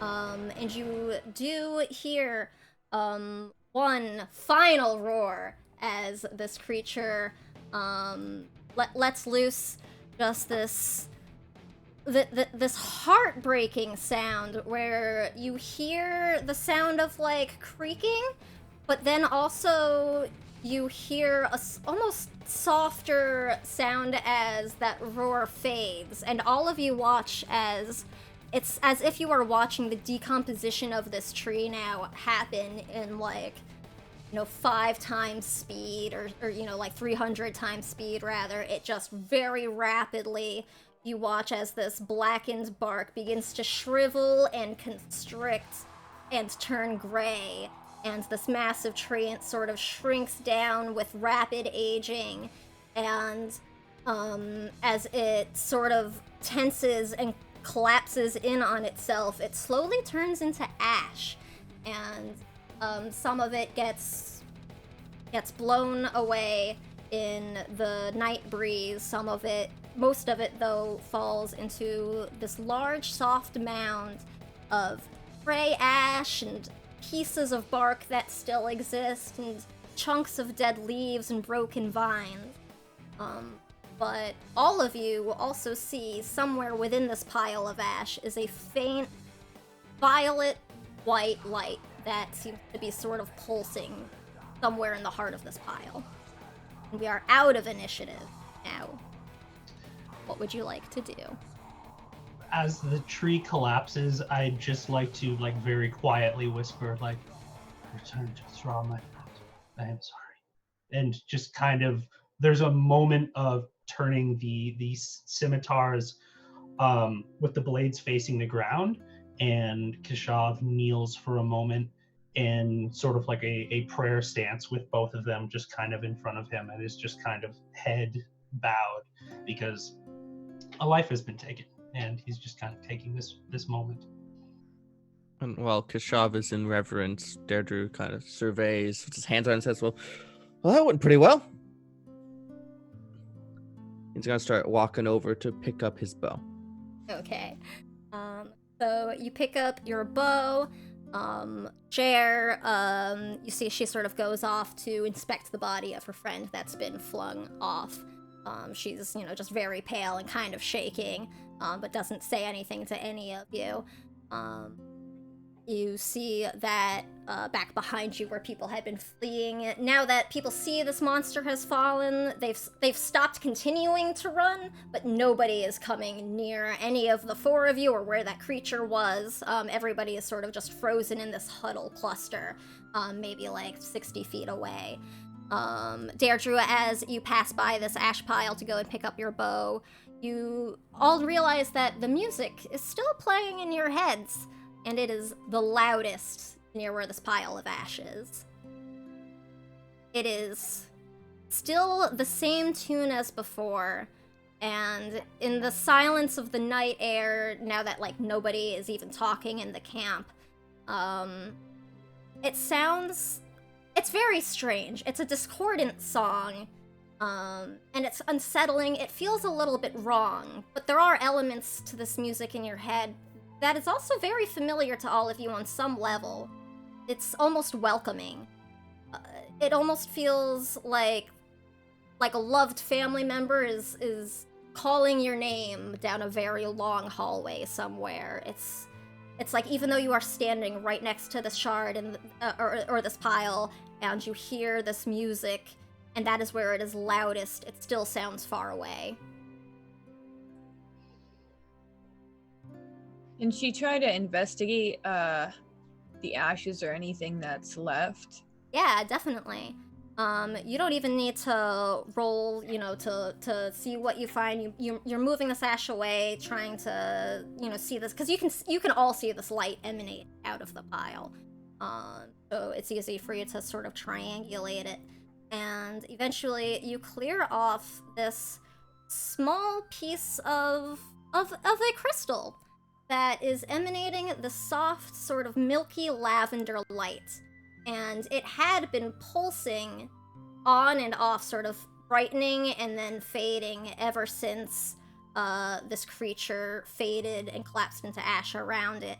But now that it is exposed to air, the light shines stable while you're looking at it. It's not flashing. The music is very loud. She's gonna show this to the others, to Kashav and to... she also says, actually, I know we just had this very stressful fight, but I don't know either of your names. Shav, hearing this song and the familiarity that it represents is far away. There is a distant look in the eye, and he absent-mindedly touches the bone charm around his throat and doesn't respond to the question. There's little bits of like tears at the corner of his eyes. It is delightful to make your acquaintance. My name is Deirdre, and you?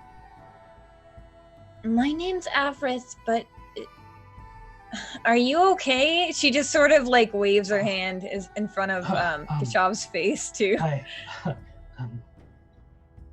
Apologies. What was the question? No, you seem upset. Is there anything I did, or is it because of the? Bad memories. It's been a difficult day. I'm sorry. She hides the crystal with some wrapped fabric. When you reach out to touch this crystal, the music sort of swells to all of you, and the forest around you all sort of melts away. Avrith, you touch the crystal, going to pick it up. You reach down to touch it, and you feel the ash around it as you go to grasp it, and then suddenly it's gone.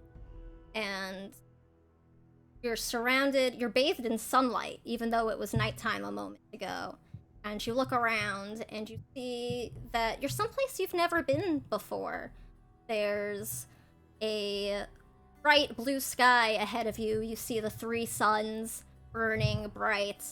You look up to see where they are, what time of day maybe it is. And as you look, you see that you are standing near a massive red earthen spire that rises up from the ground quite a ways ahead of you. And the air at the base of it is just this swirling cloud of red and black. And within the clouds, you see some points of light. You see some violet light, and you see some points of green light. Many of sets of each color just sort of speckled throughout this cloud. And then your vision fades again for a moment. You blink, and you're feeling yourself being pulled down down and down, deep through the body of Thra itself, through layers of soil and rock until you come out into a massive, boiling sea of fire and heat. But your heart feels at home for the first time here since you left your family. At the same time, as this music crescendos, Deirdre, you find yourself taken away from this forest night, and you feel yourself soaring almost. You open your eyes, and you see that you're far above the ground, almost flying. Very quickly, though. This is far faster than you've ever seen, for instance, a set of gelfling wings take anybody. It doesn't make sense. You don't feel the wind on you or anything, you're just watching. And watch as you're speeding across over forests, over plains and lakes, and you come to some mountains. And you go higher and higher into the mountains, these ice-frosted mountain peaks. And finally, you see a collection of huts, of buildings, sort of zip to one of them, and you blink and you find yourself now in a large chamber. There's glass windows and beautiful sunlight streaming through. The room is empty, and you see a very ornate chair, or perhaps a throne, sitting in the center of the room. And there is a glistening, gleaming, golden light that seems to be set on the back of this chair that pulls your eyes to it. Give me a perception check in this. Dirty 20. Dirty 20. Yeah, you are able to recognize this immediately as the symbol of a Unamoth, which, is the symbol used to herald the Vapra clan. And you blink again, and you feel yourself pulled away from this vision. Keshav, as this is all happening to your compatriots, you feel yourself similarly being flown over the lands of Thra. You are sailing now over the plains that you find yourself in now, almost taking a backwards route, you find, to the way that you came. You're now over hot sands, familiar sands, but you pass through this familiar area as you continue to sail through the crystal desert. And before long, you stop being able to recognize any of the crystalline spines that are jutting up from the sands. You come upon a massive canyon. Gleaming veins of a silvery light trace their way down the sheer rock face, and something beneath the stone as you watch shifts, stirs, and you feel yourself yanked back. And all of you, at the same time, find your eyes opening once again in this night forest. Your feet back on the ground, having never moved from the last time that you remember being there, all staring right back at each other as Avrith is still holding out a shard of crystal as she's about to trying to put it away.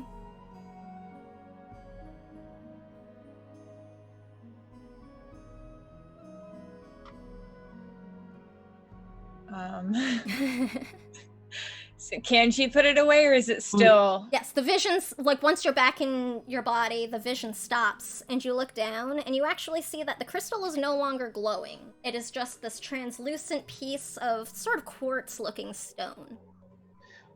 Alright, she's gonna wrap it. Oh, sorry, go ahead. Would I recognize the same look of bewilderment among my companions as I might be feeling at this moment? That's up to them.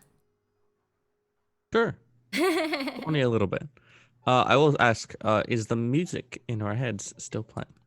The music in your heads is still playing, but it is no longer piercing and throbbing, and the discordance has eased somewhat. It's almost like a very slight, background music. It's almost more like a song that's stuck in your head than one that's actively playing, but you can all still feel, the presence of that song. You can tell it's not just that it's stuck in your head, it's active. It's active.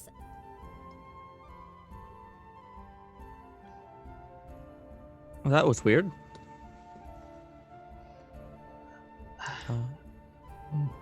What can I will point towards Everett and ask, may I see that for a moment? She actually looked pretty calm when she was wrapping it, but she almost hucks it at you like she's terrified, and she's just like, I don't want it. You can have it. Should I make a dexterity saving throw? She's not trying to hurt you. No, well, I will hold it next to one of my blades. Do they look of a similar kind of thing? The same, if not the same, then at least of the same sort of source that I might have heard of, lore-wise, ritual-wise. Yeah. Give me a nature check.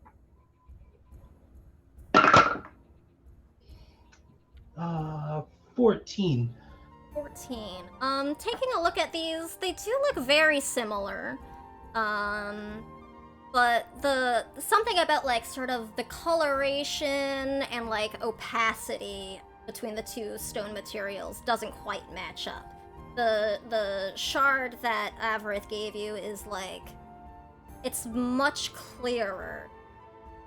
Like your teeth of Thra still, like there's a similar almost quartz looking crystal, but they still have this sort of inherent fogginess to them.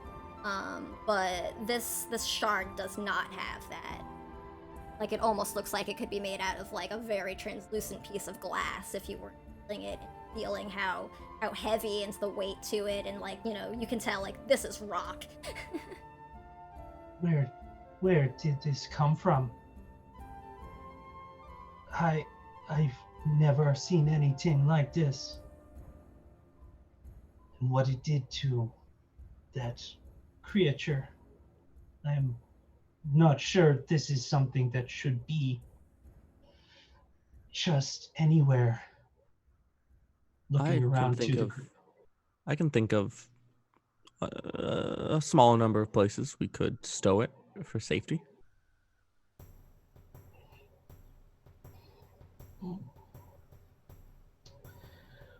I glance over to his cart full of random ass gems. It's covered now. I am not sure. Would I know of someone who might have the knowledge to be able to instruct us on what to do with this, or who to seek out? You would think that just like off the top of your head, somebody you would know who would be most knowledgeable about this sort of material would be either the elder of your village, or possibly the Madra for the Dusun, who you probably would have met at some point in your life. It's up to you whether or not you actually have or not.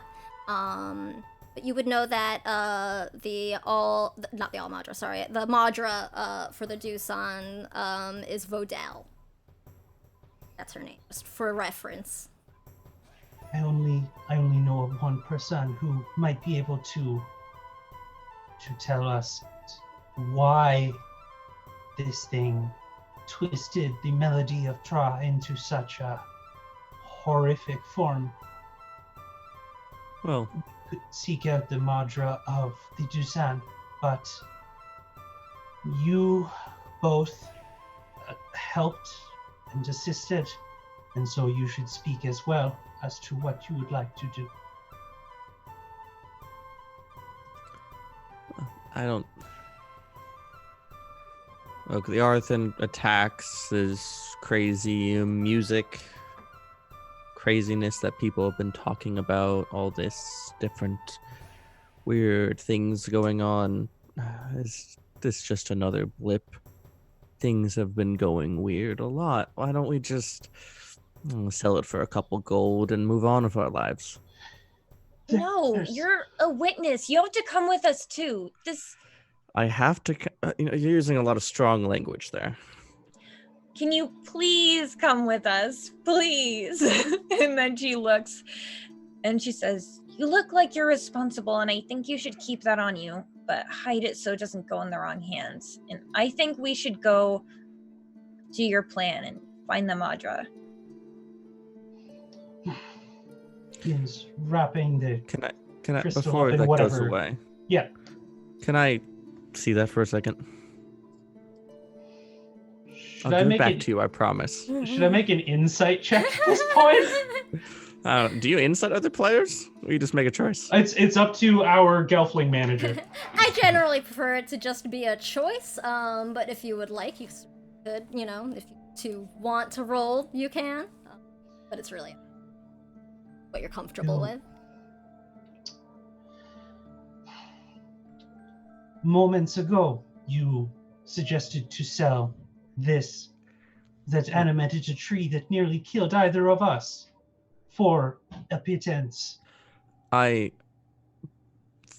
posited the idea of doing so. I'm not going to then forcibly do it. That would be such a breach of our trust and our burgeoning friendship. One hand on one of the scimitars sheathed, the other one holds it out. All right, he'll reach out and lightly grab it. And then he fishes in his pocket for his firka. And if it does weird things with music, I want to just... And he puts it like right next to one of the output holes and just plays a little... Look and at see you. if it does anything. Sure. Give me a performance check. Why not? That is a... So, is that based on charisma or dexterity? For performance. Well, you said performance. My bad. I was thinking about instrument. That's 22 again. 22. Yeah, as you begin playing, you sort of do a similar thing where you're like complimenting the tune that is still going in your head. And you manage to get, just at this perfect moment, you hit the same note that is playing in your mind at the same time. And all of you do see as a gentle, sort of milky lavender light starts to emanate briefly from the crystal as this note plays. And then when the note goes, the light.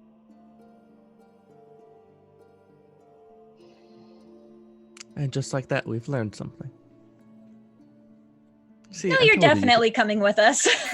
As I said, you can trust me. And I would like to kind of like right when he's looking at me, just kind of sleight of hand it into one of his pockets or something. Just like, you know, one of those go to like close-up magic trick kind of things. Yeah, so wait, you're trying to sleight of hand it into your pocket? No, his. Oh, back into Kashav's? Yeah. So without me seeing it? Or No, you can see it, but just like before you realize what I'm doing. Gotcha. Okay, cool. All right. It's just probably doesn't move. Eyes are still kind of in the Fry from Futurama gif. Like, That's a 19 sleight of hand, if anyone cares. Nice. I mean, if you weren't actively trying to hide it, you don't need to. Yeah. But yeah. it's fun just to roll. I don't like bumble and drop it on the ground or Yeah, something. exactly. And it You flies managed into to the do it forest and looking it's never like, seen yeah, you look suave as fuck while you do it, Yeah. pretty much. What was your name? Keshav, acolyte of the Dusan clan. Keshav, acolyte of Yusan clan. I am Deirdre. Lovely to make your acquaintance. I think this is the beginning of a beautiful, burgeoning friendship. You speak much, merchant. Oh, I'm not much of a merchant, really. Just today. All right, as you're having this conversation, slowly, the other villagers are sort of, making their way back towards the campfire, bring excitedly themselves. Jer comes back, carrying the broken body of the Vaprin guard, who the Strian creature was able to take out. And she sort of lays him down to rest near the fire. Elder Ducey makes their way over to her and sort of, as they put their hand on her shoulder. We will, we'll perform the rites in in the morning return his body to Thra as it should be.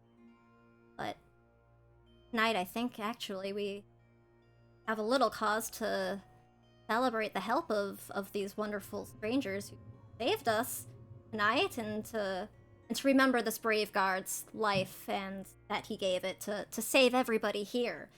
Kind of nodding, hear the villagers, all sort of going, yeah, like you hear like they need something right now. The soldiers still haven't returned from going to deal with an Arathim attack.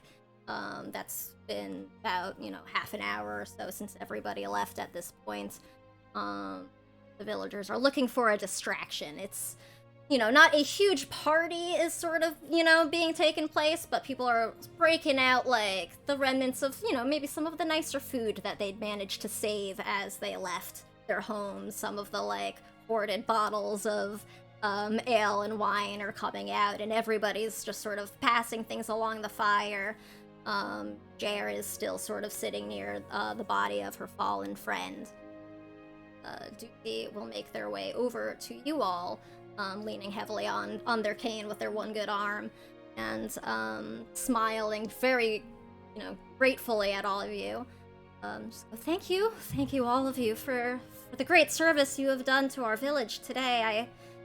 If it were not for you, I don't know how many others we might have lost. Thank you. Your appreciation is welcome. Will you be remaining with us for the rest of the journey to Sammy Thicket? I am sure that the Madra will be more than happy to honor you as well for this aid you have rendered to us. Not about being honored, but I think we do need to see her about something else. Well, I mean, we would be most grateful if you would, accompany us for the rest of our journey. And yes, Deirdre is going to kind of bump past Avarith. Sorry. Is that, Yeah. is that, yeah, Avarith. Sorry, I have it written down here, but I have to look around my mic to see it. Yeah. So, I'd be like, the idea of being honored might not interest some of us, but deeply interests others. And as he bumps past Avarith, I'd like to sleight of hand to slip something into her pocket. Ooh, give me a sleight of hand check, and Avarith, give me a perception check. Okay.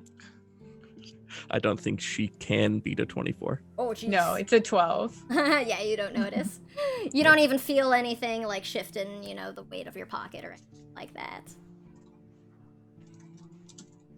Oh, well, you're all, certainly more than welcome to join us. I'm sure that, even Captain Aline, I'm sure would be most grateful to have some wonderful warriors assisting his soldiers for the rest of the journey. If any more creatures like that tree beast come out, I am sure we'll need as many people as we can.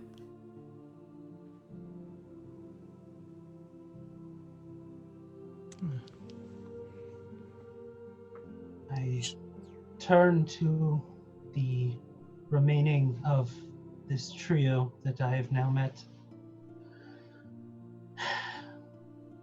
It is up to you whether or not you believe this Madra would be able to assist us. I do not enjoy the idea of leaving innocents unprotected.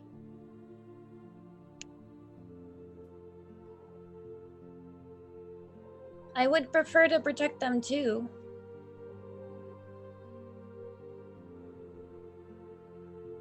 I mean, seeing this important person engaging with them, it sounds like it's also honorable pursuit, does it not? Asking this of your companions or of the elder? Companions. Okay, just making Mostly sure. Shav. Mm-hmm. I am a stranger in a strange land at this point.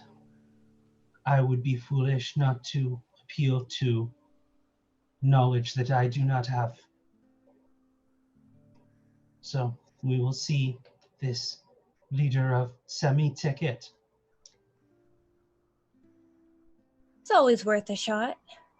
Sounds wonderful. But for this brief moment, why don't we enjoy this small celebration? Right. So, your new companions, this new trio of heroes of Thra, make your way back to the campsite where the villagers of the Sprighton clan are eager to thank you all and to welcome you into the warmth of the fire. People are, getting up, trying to give you their seats. People are forcing bottles and mugs of ale into your hands, and you're getting the, choicest bits of food and vegetables that have been roasting over the fire this whole time.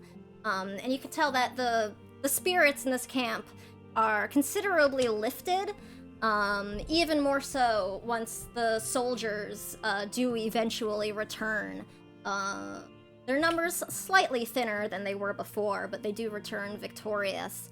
Explain that they've managed to once again push a small band of Arathim guerrilla fighters, so to speak, that had been harrying the camp in their travels further back into the woods, and that they think they've bought everybody some time to make the rest of the trip in safety tomorrow.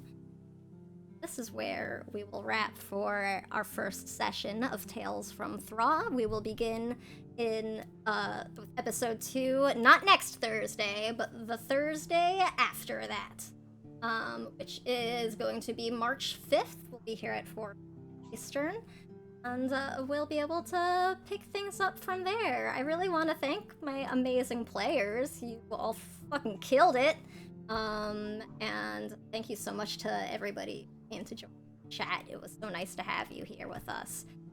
Before we go, let's just go around. We can get everybody, once again, tell us who you are, where we can find you online. If you've got any, projects or events you want to talk about or promote, please feel free. We'll go opposite direction this time, so why don't we start with Phoenix? Hi, I'm Phoenix Astra on Twitter. If you want to just hang out, talk about D&D stuff or your characters or whatever, my message box is always open. So that's pretty much it. Excellent. Vince, how about you? Hello, I am Vince. You can find me at Dichotomous Prime on Twitter, talking about all kinds of social justice, political, and game design type stuff. However, it is Black History Month, so I would like to take a couple of moments to point you in the direction of some awesome Black creators. Those of you who are not following Swords Fall on Twitter, Brandon Dixon, he makes some amazing Afro-punk sci fantasy stuff. Everything that I see coming out of his work is awesome. Definitely check him out. Miss Twisted, otherwise known as Pleasantly Twisted on Twitch. Awesome streamer, super hardcore, try hard games, and my good buddy Nick Masick, who is making Unconquered, which is a Bronze Age sandals and swords fantasy that is currently on Kickstarter. So if you want to help support diverse voices in games, please check them out. They're doing some really great stuff. Thank you for doing that shout out. Those are all some amazing beans too, so you should definitely. Nat, how about you? Hi, I'm Nat. You can find me on Twitter at CrimeNat, K-R-E-I-M Nat. I play another game with the inimitable Samwise Game G on Mondays. We're on Chromatic Chimera, our Dead Skies by Night game set in Eberron. Lots of fun, lots of stuff. I'm actually not a lying scoundrel in that game. Believe it or not, I do play against type on occasion. He's a good bean. I attempt my beans to be fresh and delicious. Attempt. Oh God, wonderful. Besides that, I do lots of game design stuff. I shout about neurodiversity a lot, and a moderate amount. I retweet a lot of things because a lot of people say better words than I do a lot of the times. And I also do freelance editing, layout design. So hire me. I'll make your game better. I promise. It's true. I can speak from personal experience. Nat is an excellent editor and writer. And tune in not next week, but in 2 weeks, March 5th, to find out what I put in Averith's pocket. Ooh, yeah, I'm excited. I want to know. Excellent, and that just leaves me. I am Sam. You can find me at @thesamwisest on Twitter. I am samwise_gameg here on Twitch. I'm a disability advocate and a TTRPG streamer. In addition to being the GM here on Heroes Without Limits, I'm one of our co-producers. I help manage and run this channel and community. We've got some really awesome things coming up. We actually have a Witcher themed game premiering on Sunday. Make sure to check that out. And we have a new game called Mousecapades that will be launching in March. So be sure to follow us here, follow us on Twitter, and join our Discord to get all of the updates. In terms of other personal things that I'm doing, you can also see me over on the Chromatic Chimera. I am one of the admins there. I am also a cast member on a bunch of their shows. See me on Wednesdays in Steam Spell or Agora's Bells. We have 2 alternating games over there. You can also see me every Tuesday on the 1st of the month on the Chromatic Chimera in our game Elsewhere. And on Mondays, you can see me with Nat and the cool folks at No Initiative in our Eberron game Dead Skies by Night. I am also going to be playing on Thread Raiders on Sunday, March 1st, raising money for One Drop for Flint. So please come and check that out. I believe that is going to be an all-weekend event, if memory serves. I think they're starting on like Friday the 28th, or the 29th because it's a leap year. So I believe they're starting Friday the 29th at some point, running all the way at least through Sunday. There's going to be a lot of really awesome people involved for a really good cause because goddamn it, Flint still needs some fucking clean water. So let's try to see what we can do to help make that happen a little bit for them. Otherwise... Thanks for having a better memory than I, Sam. I'm also in that game with you. Yes, so come see me and Nat do it. I still have no idea what the hell I'm gonna play, but we'll find out. Otherwise, I think that is all that I've got to announce and, promote right now. We are going to raid our good friends over at Scraticus on our way out. They are some good beans. And I want to try and support them all we can. So stick around if you're interested. It looks like they actually have a finale going on right now, so that should be good times. And thank you again so much to everybody who came to hang out. It's been so much fun running this, and I hope you all had as much fun as I did. So thank you, chat. Thank you to my amazing cast, and we will see you all soon. Take care, everybody.